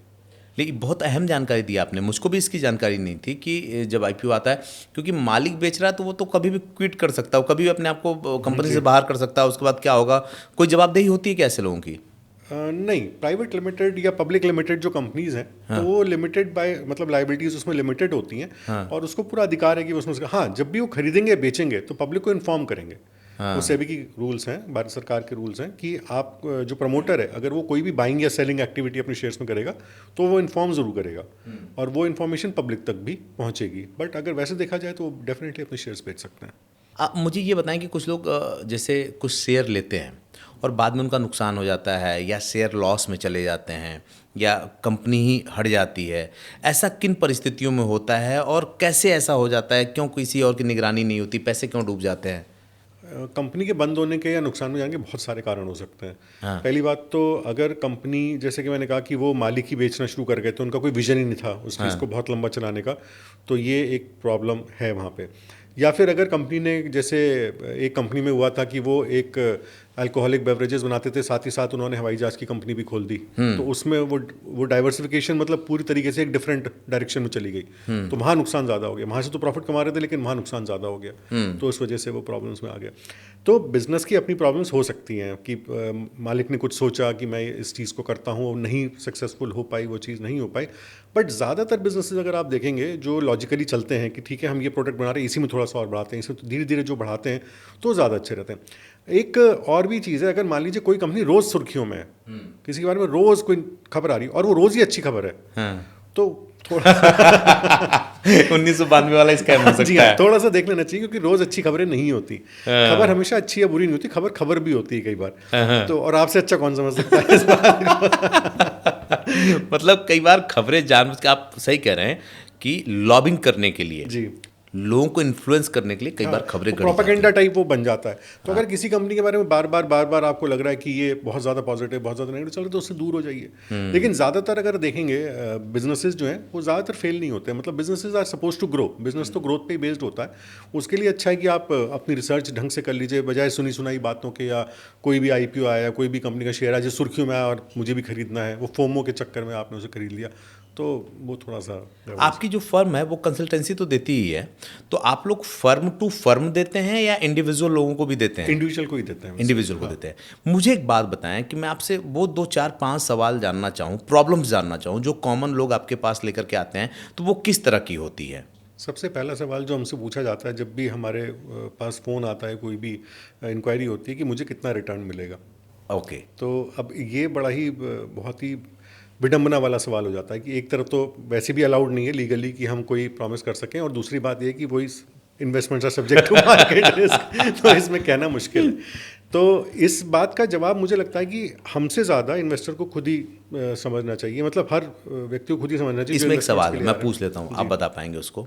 ये उसलिए भी वो आदमी पूछता होगा ना जो आपको फ़ोन करता होगा, क्योंकि मार्केट में जब लोग वीडियोस बनाते हैं ना, आजकल देखेंगे कि जितने भी फाइनेंशियल सेगमेंट में वीडियो बनने वाले लोग हैं या शेयर मार्केट, स्टॉक मार्केट ना, वो वीडियो खूब चलती है और उस पर उनको यूट्यूब से रेवेन्यू भी खूब मिलता है। तो वो उसमें कुछ भी बोलते हैं, कोई कहता है 2%, 5%, कोई तो 30% और 50% की बात करता है, बड़ी बड़ी गाड़ियाँ लेने की बात करता है, विदेश घूमने की बात करता है। तो जो दूर बैठा हुआ व्यक्ति है, जब आपके पास आएगा, आपकी फर्म के पास आएगा, तो वो ये सोच के पहले आएगा कि भाई ये आदमी तो जेन्युइन है, सेबी रजिस्टर्ड है, इसके पास जानकारी है, तो वो आपसे क्लियर करना चाहता। तो मुझे ये बताएं कि जहां 10%, 20% की बात होती है वो कितनी सही होती है, और वही सवाल जो लोग आपसे पूछते हैं उसको मैं दूसरे तरीके से पूछ रहा हूँ, क्या कितनी रिटर्न ऐसी होती है जो आपको लगता है कि ये तो कॉमन मार्केट की रिटर्न है, और उससे ऊपर अगर कोई बात करता है तो ये झूठ है, ताकि जो लोग इसको देख रहे हैं उनको कोई स्ट्रैप में लेना चाहे कि मैं आपको इतना % दूंगा, तो उसको समझ में आ जाए ये बात? देखिए, अगर आपको मार्केट के रिटर्न्स का अंदाज़ा लगाना है तो इसके लिए सबसे अच्छी बेंचमार्क इंडेक्स है, ठीक है। निफ्टी या सेंसेक्स। वो मार्केट के सूचांक हैं, इंडेक्स हैं, और वो सब कुछ आपको बताते हैं कि मार्केट में चल क्या रहा है। ठीक है। पिछले 25 साल का अगर सेंसेक्स का रिटर्न देखा जाए 2020 से लेकर 2025, 2000 से लेकर 2025 तक, पिछले 25 ईयर्स का, तो वो करीब 11 से 12% है। इंडेक्स का है? इंडेक्स का, सेंसेक्स का रिटर्न 25 ईयर्स का। ठीक है। वही अगर 15 ईयर्स का देखा जाए तो 14-15% के आसपास है। क्योंकि थोड़ी सी ग्रोथ ज़्यादा रही है पिछले 15 सालों के अंदर। आने वाले समय में ये ग्रोथ और भी बढ़ सकती है, क्योंकि जैसे जीडीपी हमारी इंक्रीज, अगर हमें $5 ट्रिलियन, $10 ट्रिलियन में पहुंचना है तो हमें ये ग्रोथ बढ़ानी पड़ेगी। जिस तरीके से भी ये ग्रोथ बढ़ेगी, और टैक्स अवेयरनेस भी जिस तरीके से आ रही है, और जो भी रिफॉर्म्स लिए जा रहे हैं, तो अगर हम 15%, 14% रिटर्न लेना चाहते हैं आने वाले समय में, प्रैक्टिकली जो दिखाई देता है, तो इंडेक्स बहुत बढ़िया जरिया है और वो एक्सपेक्ट किया जा सकता है। इतना रिटर्न हम एक्सपेक्ट कर सकते हैं, कोई दिक्कत नहीं। फिर आती है निफ्टी की स्मॉल कैप इंडेक्स और मिड कैप इंडेक्स। ये तो निफ्टी 50 इंडेक्स थी जो मेजर इंडेक्स है। इसके बाद आती है मिड कैप इंडेक्स और स्मॉल कैप इंडेक्स। इनका भी 16-17% के आसपास का रिटर्न रहता है, 17-18% के आसपास का। तो मुझे लगता है कि ये बिल्कुल रियलिस्टिक एक्सपेक्टेड रिटर्न है कि इतना डेफिनेटली बनना चाहिए। और अगर कोई भी प्रॉब्लम है तो सीधा इंडेक्स में भी इन्वेस्ट करा जा सकता है। लॉन्ग टर्म विजन के हिसाब से इंडेक्स में इन्वेस्ट किया जा सकता है। फिर होता है कि हमें कितनी कोशिश करनी चाहिए कि हम इससे ऊपर का रिटर्न अचीव कर सकें। तो 20% से ऊपर की कोशिश की जा सकती है। अगर हम डायरेक्ट स्टॉक्स में इन्वेस्ट कर रहे हैं तो 20% से ऊपर के रिटर्न की कोशिश की जा सकती है। एक इन्वेस्टर हैं बहुत ही फेमस, रमेश दमानी जी, तो उनका एक मैं टॉक सुन रहा था, उस इंटरनेट पे भी है, यूट्यूब पे है, लोग देख सकते हैं उसको। उन्होंने लॉ ऑफ डबलिंग की बात करी थी। तो लॉ ऑफ डबलिंग उन्होंने कहा कि स्टॉक मार्केट से एक अच्छा रिटर्न होता है अगर 3 साल में आप अपने पैसे को डबल कर सकते हो। 3 साल में पैसा डबल करने का मतलब करीब 25% के आसपास का CAGR आएगा, 24-25% के आसपास का CAGR आएगा। तो वो तो एक बिल्कुल आइडियल और वैसा CAGR है जो कि रिटेल इन्वेस्टर्स के लिए अचीव करना ईजी हो सकता है। जितना इन्वेस्टमेंट अमाउंट बड़ा होता जाएगा वो स्लो होता जाएगा, वो ग्रोथ स्लो होती जाएगी। अच्छा। हाँ, लेकिन जब शुरुआत होगी और इन्वेस्टमेंट अमाउंट छोटा होगा, छोटा भी कई करोड़ों तक पहुंच जाएगा मतलब, तो ये अचीव किया जा सकता है। तो आई थिंक कि 20% के आसपास का अगर हम रिटर्न एक्सपेक्ट करते हैं तो वो एक रियलिस्टिक रिटर्न रहना चाहिए। इसमें एक जो बात मैं पूछने वाला था वो आपने बता दिया कि टाइम पीरियड कितना होना चाहिए। तो आप ये कह रहे हैं कि 3 से 5 साल का अपना एक समय रखना चाहिए, उसका बाद उसको निकाल के फिर से री इन्वेस्टमेंट कर सकते हैं। अगर हम ये सोचते हैं कि उसको 5 साल को 25 साल तक चलने देंगे, हमारी इन्वेस्टमेंट की ग्रोथ ज़्यादा हो जाएगी, तो ऐसा नहीं होगा। नहीं, स्टॉक मार्केट इन्वेस्टमेंट डायनेमिक है, मतलब आप उसको छोड़ नहीं सकते। जैसे ज़मीन आपने लिया, आप उसे छोड़ सकते हो 25 साल तक, उसमें कोई भी चेंजेस नहीं होंगे, वहाँ वो वैसी की वैसी रहेगी। बट बिजनेस चेंज होता रहता है। तो आपने जब स्टॉक मार्केट में इन्वेस्ट करते हो, आपने बिजनेस में इन्वेस्ट करा है, तो आप उसे 25 साल के लिए कैसे छोड़ सकते हो? आपको बीच में देखना तो पड़ेगा। अगर आपको लगता है हाँ मेरी प्राइस आ गई, या मेरा टारगेट जो भी मैं रखा था वो हिट हो गया, मुझे उसमें प्रॉफिट बुक करना है, कहीं और लगाना, तो वो तो डायनेमिक है, उस पर तो आपको वॉच रखनी पड़ेगी, ब्लाइंडली नहीं छोड़ सकते। कुछ लोग तो ये होते हैं कि SIP में डाल दो और 10 साल के लिए छोड़ दो, वो पैसा बड़ा हो जाएगा। नहीं, SIP में छोड़ सकते हैं आप, मार्केट में छोड़ दो। हाँ, SIP में तो जो फंड मैनेजर है वो आपके लिए कर रहे हैं ना वही काम। वो स्टॉक खरीद बेच रहे हैं उस पोर्टफोलियो के अंदर, तो वो जो काम आपको करना है वो वहाँ पे वो कर रहे हैं। अच्छा। उसकी वो फीस ले रहे हैं आपसे। लेकिन अगर आपने डायरेक्ट स्टॉक्स का अपना पोर्टफोलियो बनाया तो आपको या तो अपने एडवाइजर के हिसाब से या खुद अपने हिसाब से उसको चेंज करना ही करना पड़ेगा। ये समझने की बात है कि अगर आप डायरेक्ट खुद डील कर रहे हो तो आपको मार्केट की एनालिसिस खुद देखनी पड़ेगी, या आपका कोई मैनेजर ऐसा हो, कोई सलाहकार ऐसा हो जो आपको बताता रहे, जो मैं समझ पा रहा हूँ। जी, और सेम चीज़ इंडेक्स में है। इंडेक्स में भी आप ब्लाइंडली इन्वेस्ट कर सकते हैं, क्योंकि इंडेक्स जैसे 50 स्टॉक्स की बनी निफ्टी, तो वो भी डायनेमिक है, उसको चेंज करते रहते हैं। ऐसा नहीं कि इंडेक्स में वही सारे शेयर हैं जो पिछले 20-25 साल से हैं, वही चल रहे हैं। मेरे ख्याल से 8-9 शेयर ही बचे हैं जो पिछले 30 साल पहले थे, उसमें से 8-9 शेयर ही अब इंडेक्स में बचे हैं, बाकी चेंज होते रहते हैं। तो इंडेक्स भी काफ़ी डायनेमिक है। आपको नहीं पता चल रहा, आपको तो निफ्टी 50 दिखाई दे रही है वहाँ पे, बट एक्सचेंज और सेबी उसमें से शेयर्स को अंदर बाहर करते रहते हैं। जो ग्रोथ आती है जिन शेयर्स में, या जो उनको लगता है नई कंपनीज उसके अंदर आनी चाहिए, तो उसको इंक्लूड करते हैं, कुछ को हटा देते हैं। चलिए, एक ऐसा क्वेश्चन, जैसे कि मैं कुछ जानता नहीं हूँ, कि हमने एक इंडेक्स ले लिया, मान लीजिए 5,000 रुपये का, और हमने उसको लेकर के, और जैसा कि आपने बताया ना कि इंडेक्स जब 25 साल का आपने बताया, 2000 से लेकर 2025 तक उसने इतना % रिटर्न दिया, और हमने उसको लेकर के छोड़ दिया, हम भूल गए। इंडेक्स की बात कर रहा हूँ मैं, ये मार्केट की बात नहीं कर रहा हूँ। वहाँ आपने अपना पोर्टफोलियो बना रखा है और हम भूल ही गए उसको। अब उस 25 साल में बहुत सी कंपनियाँ इन होंगी, बहुत सी आउट होंगी, तो क्या उसमें भी नुकसान होने का चांस है, या कोई ऐसा बैठा हुआ है जो इंडेक्स को मैनेज कर रहा है, कंपनियाँ आएंगी जाएंगी, मुझे फर्क नहीं पड़ेगा, मेरा पैसा बढ़ता रहेगा? बिल्कुल, आपको फर्क नहीं पड़ेगा, वो तो एक्सचेंज उसको मैनेज कर रही है इंडेक्स को। तो इंडेक्स 2007-8 में जो 2008 का क्रैश आया था, उससे पहले सेंसेक्स 21,000 के आसपास आ गई थी, if I am not wrong, 21,000 22,000, और फिर गिर करके 8,000 आ गई थी 2008 के क्रैश में। ठीक है। और आज 85,000 के भी ऊपर है। अच्छा। तो अगर मैं 8,000 8,500 से देखूं और 85,000 देखो तो 10-11 गुना की ग्रोथ हो गई 2008 से 2025 खत्म होने वाले 17 सालों के अंदर। और अगर मैं उसे 21,000 से भी देखूं तो भी 4 गुना हो गया। तो ये ग्रोथ तो एक अलग ही लेवल की ग्रोथ है, जिसमें आपने कुछ नहीं करा। मैं ये मान रहा हूँ कि आपने कुछ नहीं करा, बीच में कुछ भी नहीं करा, तो इंडेक्स तो अपने आप ग्रो होगी, क्योंकि वो सीधा सीधा हमारी इकोनॉमी के साथ रिलेटेड है। इंडेक्स की ग्रोथ तभी रुकेगी अगर हमारी इकोनॉमी की ग्रोथ रुक जाए। मतलब मुझे जो मोटी मोटा 2 चीज़ समझ में आई, जो आम आदमी बड़े बिना टेक्निकल उसको लगाए समझ सकता है, वो कि अगर वो SIP में डाल करके पैसे भूल जाता है और इंडेक्स में डाल करके पैसे भूल जाता है, तो उसका नुकसान नहीं होने वाला, उसके लिए पीछे काम करने वाले लोग हैं। SIP में थोड़ा सा आपको विजिलेंट रहना चाहिए। अच्छा। हाँ, SIP, क्योंकि SIP फंड मैनेजर के ऊपर डिपेंड करती है। हाँ। देखिए, इंडेक्स को मैनेज करने के लिए तो पूरी सरकार है। हाँ। लेकिन आपके फंड को मैनेज करने के लिए एक फंड मैनेजर है, जिस फंड में भी आपने पैसा इन्वेस्ट कर रखा है। हाँ। तो हालांकि आप भूल सकते हैं, और जो ट्रेडिशनल वे है ऑफ इन्वेस्टिंग है उसमें यही होता है कि मैंने 20 साल के लिए इन्वेस्ट कर दी। बहुत अच्छी बात है, आप 20 साल के लिए करिए, बट SIPs में अगर आप कर रहे हैं तो बेटर है आप 2-3 तरह के फंड्स रखें। एक इंडेक्स फंड आप रख सकते हैं, आप एक स्मॉल कैप फंड रख सकते हैं, मिड कैप फंड रख सकते हैं, ब्लू चिप फंड रख सकते हैं, थीमेटिक फंड्स रख सकते हैं। 3-4-5 तरह के फंड्स में डाइवर्सिफाई कर दीजिए। थोड़ा उस पर से वॉच रखिए किस फंड का क्या चल रहा है। मान लीजिए मार्केट बढ़ रही है, आपका फंड नहीं बढ़ रहा, तो थोड़ा देखने की जरूरत पड़ सकती है। इंडेक्स को आप बिल्कुल भूल सकते हैं। अब पिछली बार मैंने जिससे बात की थी तो उसमें कुछ सवाल लोगों ने पूछा था। वो ये पूछा था कि फिर हम किसके माध्यम से जाएं? बहुत से नए नए ऐप आए हैं, हम खुद उसको डाउनलोड करें और खुद से उस पर चले जाएं, या किसी के माध्यम से इन्वेस्ट करना चाहिए, या बैंकिंग के माध्यम से इन्वेस्ट करना चाहिए? तो वो इन्वेस्ट करने का सही तरीका क्या होता है, किसके थ्रू जाना चाहिए? ये डिपेंड करेगा कि कितने नए हैं वो, मतलब 3 कैटेगरीज में इन्वेस्टर्स को हम बांट सकते हैं। एक तो बिल्कुल बिगनर इन्वेस्टर हैं, हाँ। या इंटरमीडिएट इन्वेस्टर हैं, या फिर एडवांस इन्वेस्टर हैं। ठीक है। अगर एडवांस इन्वेस्टर है तो उन्हें ऐप्स के बारे में भी सब पता होगा, कौन सी ऐप से करना, कहीं ना कहीं वो सेट होंगे, वो अपना कर रहे होंगे इन्वेस्टमेंट, कोई दिक्कत नहीं है। इंटरमीडिएट इन्वेस्टर का मतलब है अगर आप इंटरमीडिएट इन्वेस्टर करना खुद चाहते हैं तो बैंकिंग ऐप्स के थ्रू आप जा सकते हैं, क्योंकि वो बैंक से सपोर्टेड है। और वैसे तो जितनी भी ऐप्स आती हैं, जो भी ऐप्स हैं, वो सब गवर्नमेंट उनको देखती रहती है, और उसकी आरबीआई है, सेबी है, बहुत सारी बॉडीज़ हैं जो उनको वॉच करती रहती हैं। तो आई थिंक ये एक इंडिविजुअल डिसीजन है कि हमें किसके साथ इन्वेस्ट करना है। मोर और लेस सभी ऐप्स आपको बराबर सुविधाएं देती हैं, अगर आपको एक नॉर्मल एसआईपी इन्वेस्टमेंट करना, ज़्यादा एडवेंचरस नहीं होना तो। आपकी एक मज़ेदार बात पता है क्या है? आप ना हाइप नहीं क्रिएट करते हैं। जैसे मुझसे बात करते हुए आप हाइप नहीं क्रिएट करते हैं। कई बार लोगों को खुद, जबकि आपकी अपनी फर्म है, कुछ लोग हाइप क्रिएट करते हैं, उनको बेचना होता है, लोगों को जोड़ना होता है। आपके साथ ऐसा कुछ नहीं है। हमने आपसे 5 सवाल की बात की, एक सवाल आपने बताया, उस पर इतने लंबे सवाल खुल गए। दूसरा सवाल जो सबसे ज़्यादा लोग पूछते हैं, आपके पास आते हैं इनसिक्योरिटी की वजह से या नॉलेज नहीं होने की वजह से, वो क्या पूछते हैं आपकी फर्म से लोग? एक तो यही होता है कि रिटर्न्स की जो बात होती है। हाँ। दूसरा, सबके मन में ये सवाल होता है कि आने वाले समय में हाँ। मार्केट कैसा रहेगा।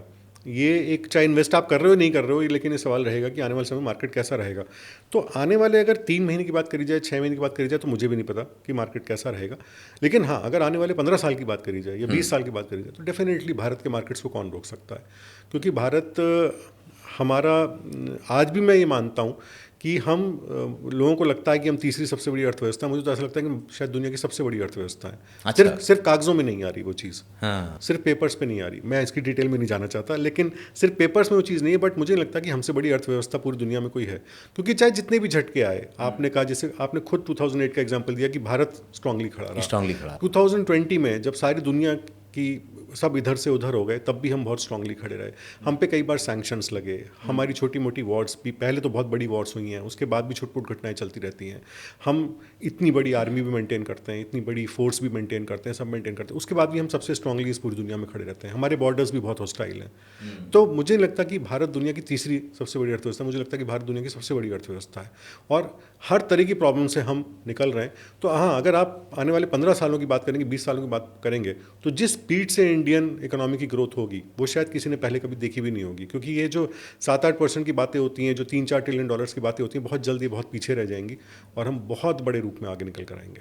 सर, जो लोग पूछते होंगे ना आपसे कि मार्केट कैसी रहने वाली है, उसके पीछे एक हिडन सवाल और भी है जो मुझको समझ में आ रहा है।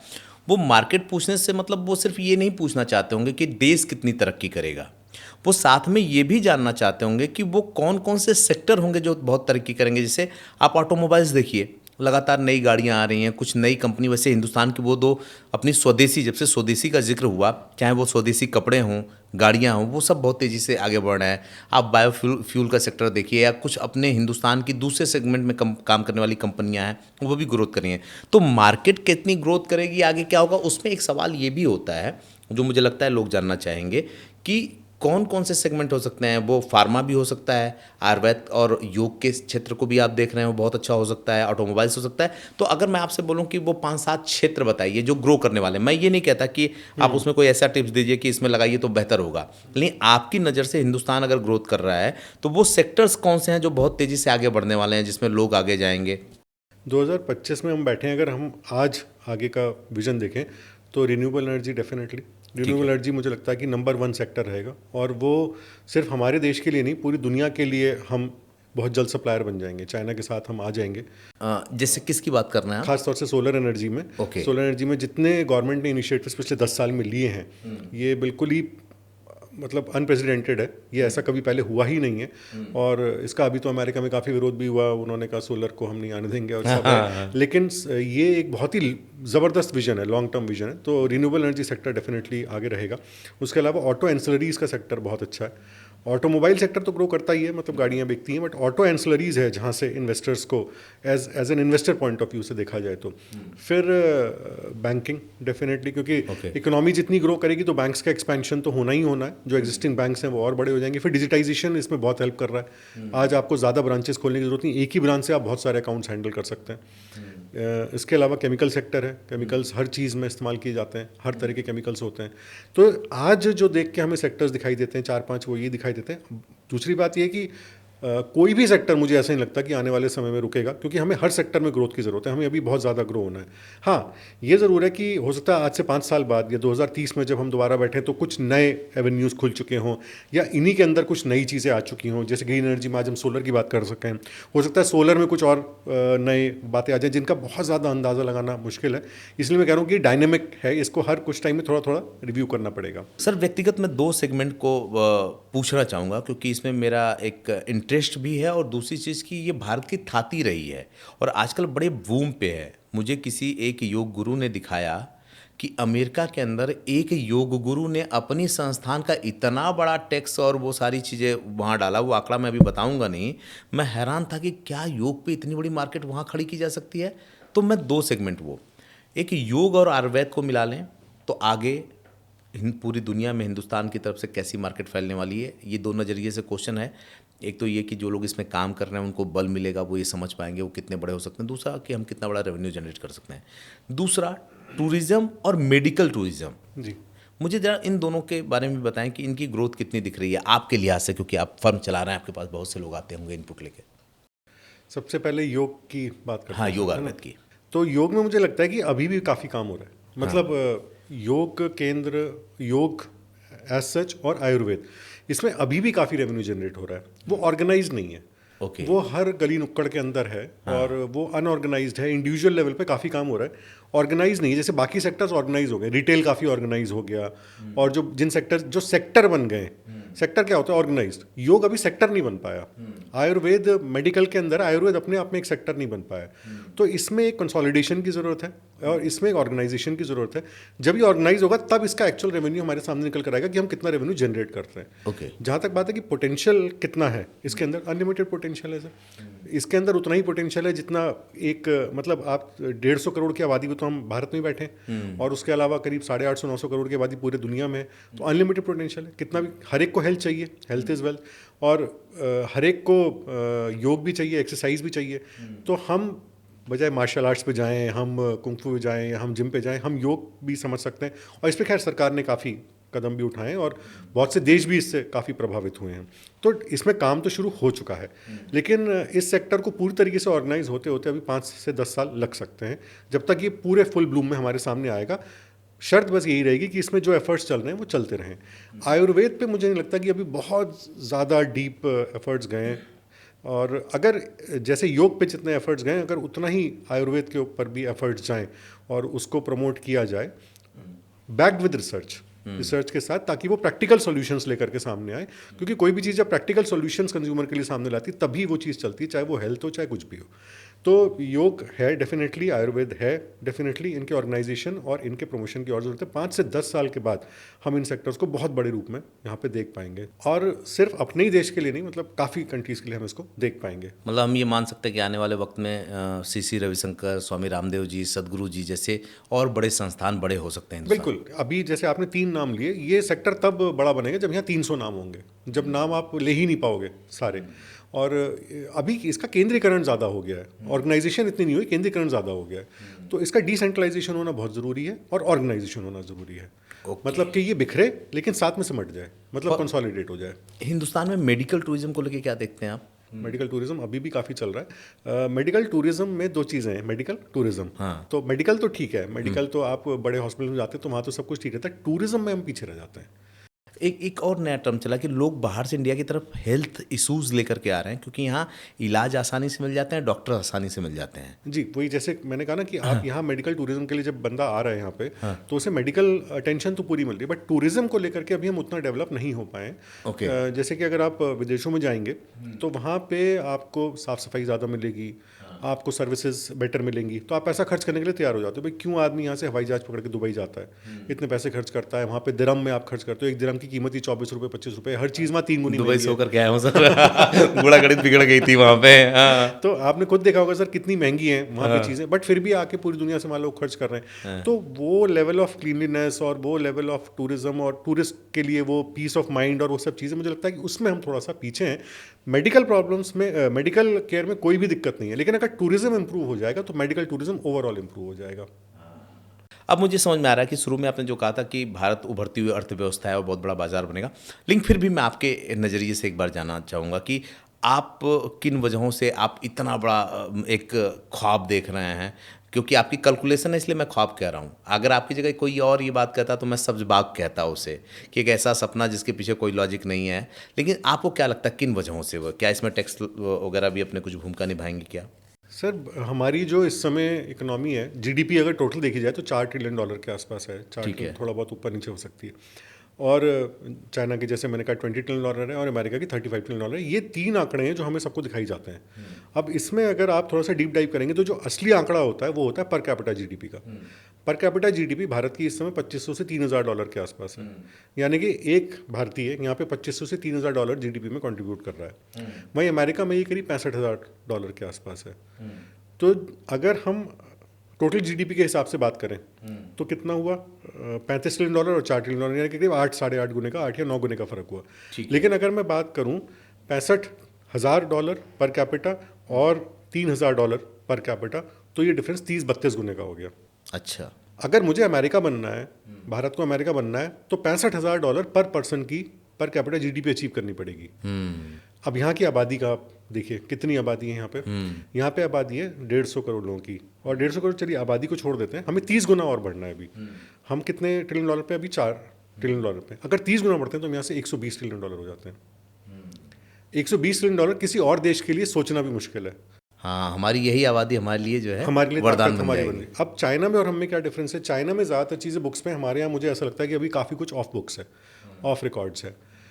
2% लोग हमारे यहाँ टैक्सेस दे रहे हैं। मतलब मैं आपको परसेंटेजेस, मैं आपको बिल्कुल। आंकड़े बता रहा हूँ कि किस तरीके से मैं इसको कंपेयर करता हूँ। अमेरिका में देते हैं 50% लोग टैक्स, और काफ़ी सारी डेवलप्ड कंट्रीज़ में 70% 80% लोग टैक्स देते हैं। यानी कि हमसे 25 से 40 गुना लोग ज़्यादा टैक्स देते हैं। मान लीजिए हमारे यहाँ भी 25 गुना टैक्स कलेक्शन हो जाए, सब कुछ चेंज हो जाएगा सर। सब कुछ चेंज हो जाएगा। अगर यहाँ पे एक डेवलप्ड कंट्री की तरह जो 2% है वो 50% पे आंकड़ा पहुँच जाए तो कहाँ पहुँचेंगे? अच्छा चलिए, 2% पे सड़कें बन रही हैं, एक्सप्रेस वेज बन रहे हैं, रूरल इलेक्ट्रिफिकेशन हो रहा है, नई नई ट्रेनें रोज़ लॉन्च हो रही हैं। क्या कुछ है जो नहीं हो रहा, और क्या कुछ है जो पिछले 70 साल से नहीं हुआ है? सब कुछ हुआ है, हम यहाँ तक पहुँचे हैं। तो एक जो अभी हम लोग शुरू में बात भी कर रहे थे सर कि विवाद से विश्वास तक वाली जो एक वो चीज़ है कि सबको लगता है सरकार चोर है और सरकार को लगता है कि लोग टैक्स नहीं देते। तो ये जो दोनों के बीच में एक डेडलॉक है, ये रिजॉल्व होना ज़रूरी है। और अगर हम 2% से 50% अचीव करते हैं, 25 टाइम्स ज़्यादा टैक्स कलेक्शन अगर यहाँ पे आता है, तो मुझे नहीं लगता कि हमसे बड़ी अर्थव्यवस्था कोई दुनिया में हो सकती है। सर क्या नज़रिया आपने दिखाया, मैं सोच के भी हैरान हूँ कि अगर हम 2% पे इतने हाईवेज, इस तरह की चीज़ें, गवर्नमेंट की इतनी फैसिलिटीज़ हो रही हैं, मतलब फैसिलिटी मिल रही है और बाकी सारी चीज़ें हो रही हैं, सिर्फ 2% पे, सिर्फ 2% मतलब 150 करोड़ की आबादी में, अगर ये 2% से 10% भी हो जाए, तो 5 गुना हो जाएगा। और सर मैं तो ये कहता हूँ 2 से 5% हो जाए तो जितनी चीज़ें हिंदुस्तान में दिख रही हैं उसकी 2 गुना हो जाएंगी वो। जी, अपॉर्चुनिटीज़ नई क्रिएट होंगी, आपकी चीज़ें सस्ती भी हो सकती हैं, जीएसटी कम भी किया जा सकता है, डायरेक्ट टैक्सेस इनडायरेक्ट टैक्सेस दोनों ही कम किए जा सकते हैं। क्योंकि जब सरकार का पिटारा पूरा होने लगेगा, उनको लगेगा कि ठीक है हमारे पास अब पैसा आ रहा है, तो बर्डन पब्लिक पे कम भी किया जा सकता है। प्लस ये जो टैक्स का बर्डन सिर्फ 2% लोगों पे डिस्ट्रीब्यूट हो जाएगा। आज सिर्फ कुछ लोगों पे ये बर्डन आया हुआ है, तो जब वो डिस्ट्रीब्यूट होगा तो सबके कंधों पे बराबर बोझ आएगा। देश से, सरकार से, सिस्टम से शिकायत करने के बजाय चोरी छोड़ दे, शुद्ध अगर विशुद्ध भाषा में बोलूं तो चोरी छोड़ दे और जिम्मेदार हो जाए तो कंट्री तो अपने आप ग्रोथ कर जाएगी। सर बिल्कुल, यहाँ पे प्रॉब्लम क्या है कि अधिकार सबके हैं, जिम्मेदारियाँ किसी की नहीं है। तो अधिकार और जिम्मेदारियों के बीच में बैलेंस बिठाना पड़ेगा, और वो हमें खुद ही बिठाना पड़ेगा। सर इस पॉडकास्ट में बहुत, मतलब मुझे नहीं पता कि सुनने वाला इसको कैसे ले रहा होगा, लेकिन जिस नज़रिए से मैं देख रहा हूँ ये बहुत बड़ी बात है, सारी समस्या ही ख़त्म हो जाए। जी, कुछ लिखे हुए सवाल हैं सर, जब पता चला कि आप आ रहे हैं तो कुछ सवाल पब्लिक भी देती है, वो सवाल मैंने लिए हुए हैं। किसी ने पूछा हमसे कि जीएसटी में कौन सा ऐसा लूप होल है जो सिर्फ बड़े लोग एंजॉय करते हैं, गरीबों को पता भी नहीं होता। जीएसटी में कौन सा ऐसा लूप होल है सर? क्योंकि मैं खुद बहुत बड़ा आदमी नहीं हूँ तो शायद मुझे भी इसका जवाब ना पता हो, लेकिन जहाँ तक मुझे दिखाई दे रहा है जीएसटी 2.0 के बाद जो अभी रिफॉर्म्स आए रिसेंटली, काफ़ी फेयर, जो स्लैब की रिस्ट्रक्चरिंग करी गई तो काफ़ी फेयर है। इसमें आपके घर के कंस्ट्रक्शन से रिलेटेड भी चीज़ें जो हैं वो कुछ चीज़ें सस्ती कर दी गई हैं, आपके रोज़मर्रा का सामान भी सस्ता कर दिया गया है। तो डेफिनेटली मुझे लगता कि इसमें अभी कोई ऐसा कोई मेजर लूप होल है जिससे आम आदमी को कोई बहुत ज़्यादा फर्क पड़ सकता है। एक जन ने पूछा है कि कंप्लायंस का इतना दबाव क्यों, क्या सिस्टम चाहता है कि छोटा आदमी बड़ा कभी ना बने? सिस्टम के ऊपर दबाव है, सिस्टम के ऊपर दबाव है, क्योंकि ये जो 2% पे जब तक गाड़ी अटकी रहेगी तब तक सभी लोग दबाव में रहेंगे। वो 2% भी दबाव में रहेंगे और वो सरकार भी दबाव में रहेगी, सिस्टम भी दबाव में रहेगा, क्योंकि सब कुछ चलना है यहाँ पे।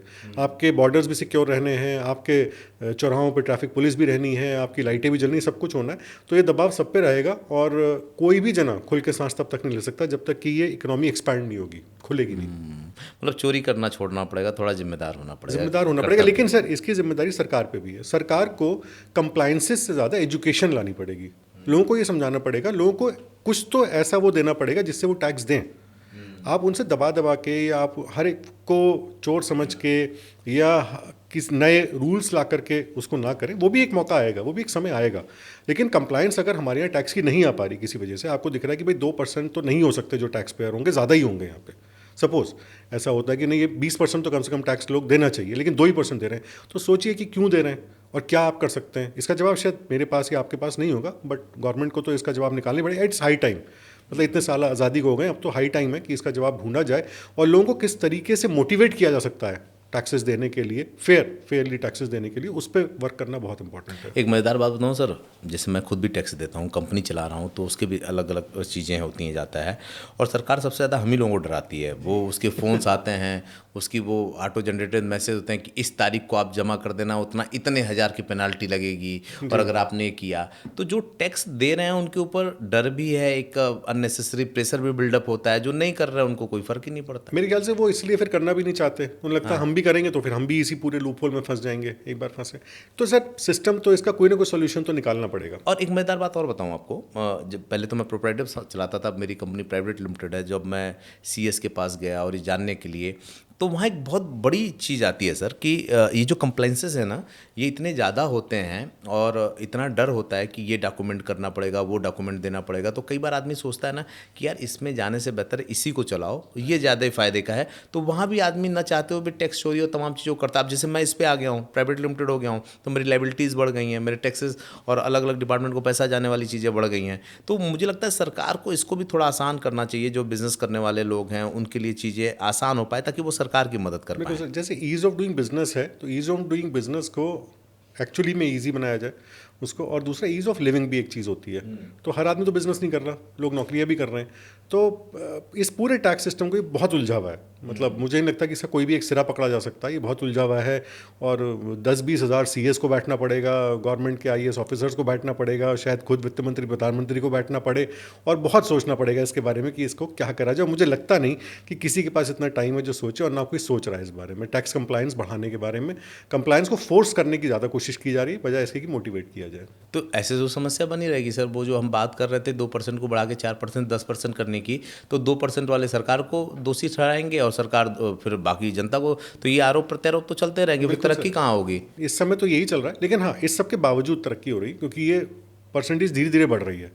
बट अगर हमें अचानक से ग्रो करना है या हमें जो सपने हम देख रहे हैं बहुत बड़ी अर्थव्यवस्था बनने के लिए, तो उसके लिए इस पे वर्क करना, ये मुझे लगता है कि ग्रास रूट लेवल पे यही एक चीज़ है जो सबसे पहले अटक रही है। जब आपके पैसे ही नहीं होगा, आप ग्रो कहाँ से करोगे?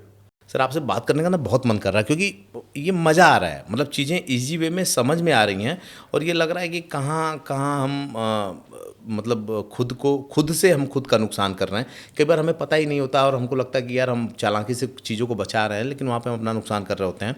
कुछ सवाल मैं आपसे और लूँगा, और एक चिंता और भी होती है जो हमारी जेनजी है, या मैं जेनजी की बात नहीं करूँगा, मैं जो 1990 वाले लोग हैं 2025 में, मतलब 35 साल के आसपास हैं, उन पर भी बड़ी जिम्मेदारी होती है। वो ग्रो नहीं कर पाते, कई बार बहुत कुछ करना चाहते हैं, सिस्टम का सपोर्ट नहीं मिल पाता है, सरकारी मशीनरी का सपोर्ट नहीं मिल पाता है। ऐसे में उन्हें क्या करना चाहिए? क्योंकि आप लोग फंड मैनेज करते हो, आप लोग ये देखते हो कि कहाँ से फंड कहाँ जाता है, कहाँ से कैसे आता है। तो अगर मैं कहूँ कि एक राय आप दीजिए उन लोगों के लिए, तो क्या कहना चाहेंगे उनके लिए? सर सबके लिए सबसे पहली राय तो है कि थोड़ा सा इन्वेस्टमेंट शुरू करिए। इन्वेस्टमेंट से घबराइए मत, इन्वेस्टमेंट से डरिए मत। अगर आप टैक्स दे ही रहे हैं और आपके पास वाइट का इनकम है और आपके बैंक में पैसा है, तो जितना आपको एफडीज़ के लिए चाहिए, अपने एक सिक्योरिटी के लिए चाहिए, आपको एक इमरजेंसी फंड जिसको बोलते हैं, वो सब करने के बाद इन्वेस्टमेंट थोड़ा बहुत शुरू करिए। और एकदम से बहुत बड़ा इन्वेस्टमेंट करने की जरूरत नहीं, धीरे धीरे इन्वेस्टमेंट शुरू करिए, समझ जाएंगे।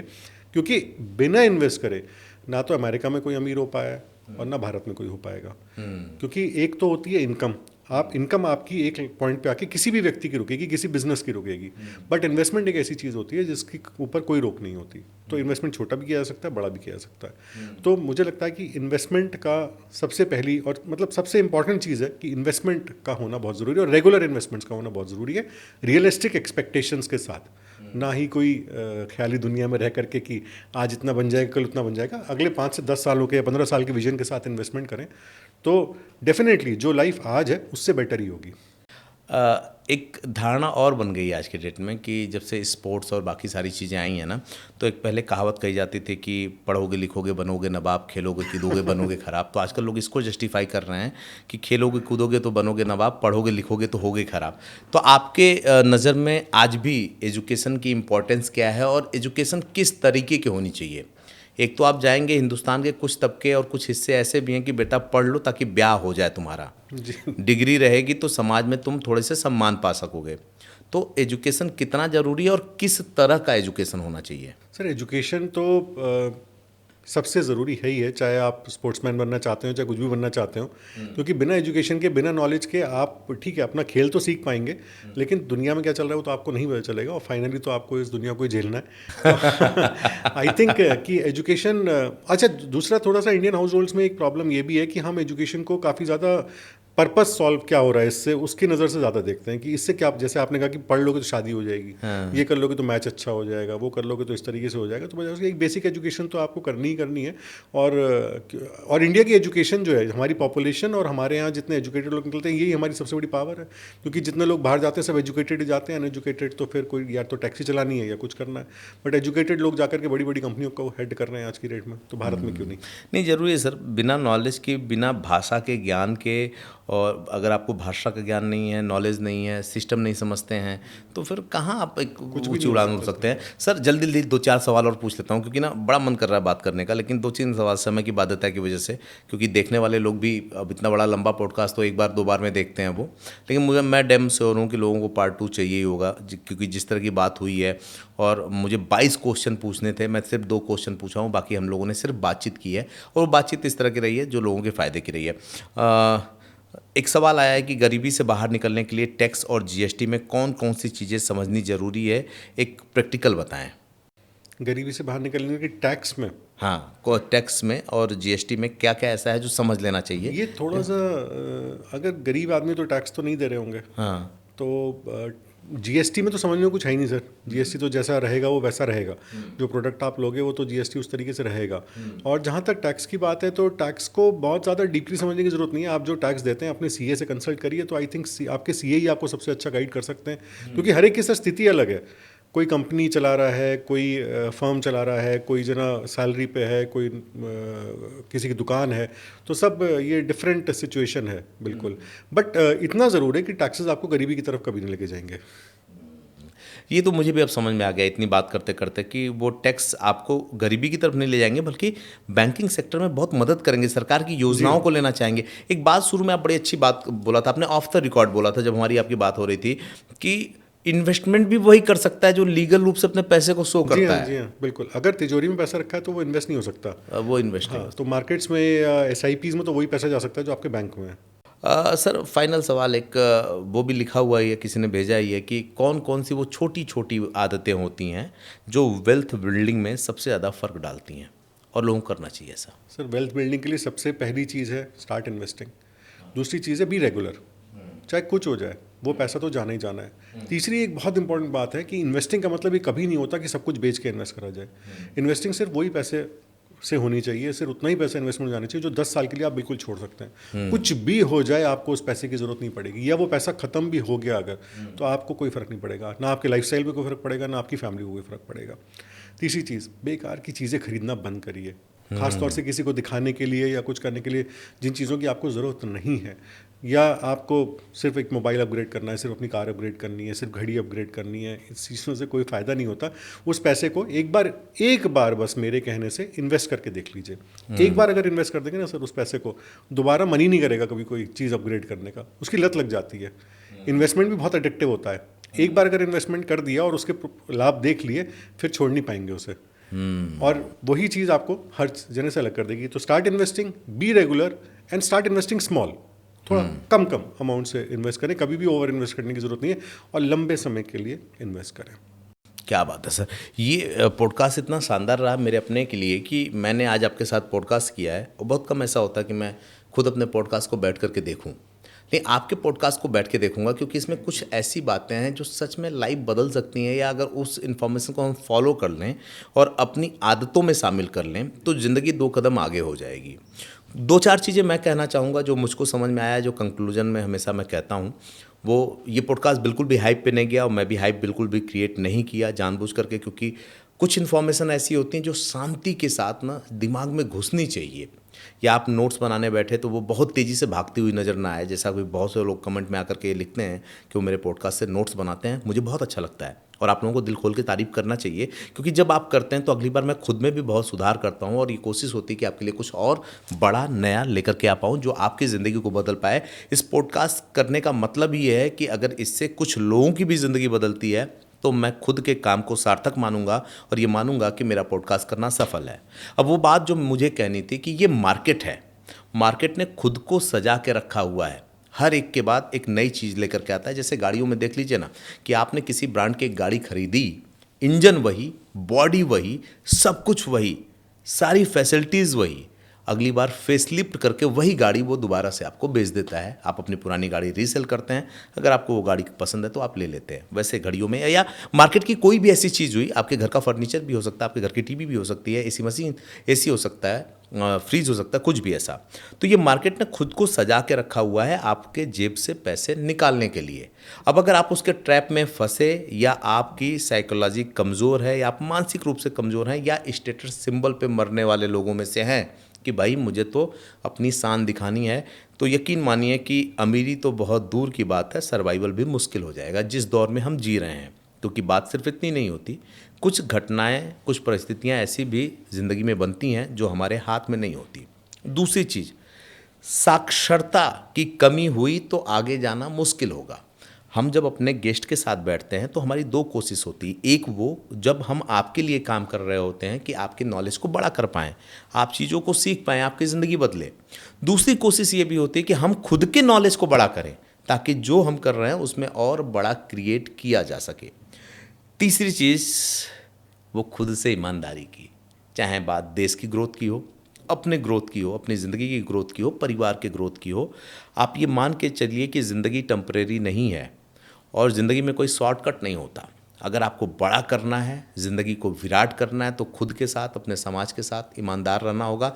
भले ही उस समय आपको लगे कि ये आप क्या कर रहे हो, दूसरे लोग तो दूसरी रेस में हैं, लेकिन ज़िंदगी में जैसे आप SIP करते हैं और लॉन्ग टाइम में उसका रिजल्ट मिलता है, आप इन्वेस्टमेंट करते हैं उसका लॉन्ग टाइम में रिजल्ट मिलता है, वैसे ही आपकी इस ईमानदारी, इस आदतों का भी लॉन्ग टाइम में बहुत बड़ा इम्पैक्ट पड़ेगा, पूरी ज़िंदगी बदल जाएगी। एक चीज़ और वो आखिरी चीज़ जो हम लोगों में से सबसे ज़्यादा ख़त्म हुई है, जिसने हमारी ज़िंदगी को ना सिर्फ शॉर्ट किया है बल्कि फ्रस्ट्रेशन के कगार पे ला दिया है, कुछ लोग सुसाइड कर लेते हैं, उसके पीछे की वजह है कि पेशेंस ख़त्म हो गया है। हम बड़ी वीडियो से शॉर्ट पे शिफ्ट हो गए हैं। ठीक वैसे ही अपनी ज़िंदगी में भी हम बड़ी चीज़ों से छोटे पे उतर आए हैं। हमको हर चीज़ जल्दी चाहिए, जबकि दुनिया इतनी जल्दी नहीं सिमट रही है। तो पेशेंस जब रखेंगे तो खूबसूरत दुनिया भी देख पाएंगे, अपनी जर्नी को भी तय कर पाएंगे। ठीक वैसे ही जब आपको किसी खूबसूरत डेस्टिनेशन पे जाना होता है, 4-6 घंटे 12 घंटे की दूरी तो सफ़र तय करना पड़ता है, वो भी वक्त लगता है जहाँ आप पेशेंस रखते हैं। कहने के लिए बहुत कुछ है, मैं बहुत कुछ कह सकता हूँ, बहुत सी ऐसी बातें हैं जो आपको बताई जा सकती हैं, लेकिन मुझे लगता है कि इतना लंबा पॉडकास्ट देख करके आप ये सोच रहे होंगे कि अब ये जल्दी वाइंड अप हो। उसके बाद आखिरी में वही कि बहुत बार आप इतना लंबा पॉडकास्ट देखने के बाद भी पार्ट 2, पार्ट 3 मांगते हैं। अगर लगता है, वैसे मेरे लिहाज से तो मैं 10 एपिसोड भी बनाऊँ इस पर तो नई जानकारी दूंगा क्योंकि कम पड़ जाएगी। लेकिन अगर आपको लगता है पार्ट 2 की ज़रूरत है तो लिख भेजिएगा, अपने सवाल लिख भेजिएगा। मैं वापस से मैं कोशिश करूंगा, गेस्ट से ये कहूंगा, राघव जी से बोलूंगा कि वो आएँ और वापस से आपकी बातों पे हम चर्चा करें। लेकिन वो तब जब आप अपने सवालों को लिख भेजेंगे, पार्ट 2 की रिक्वायरमेंट डालेंगे। अंत में वही फिर से कि आप इंतज़ार करिए एक नए एपिसोड का और मैं इंतज़ार करता हूँ एक नए गेस्ट का।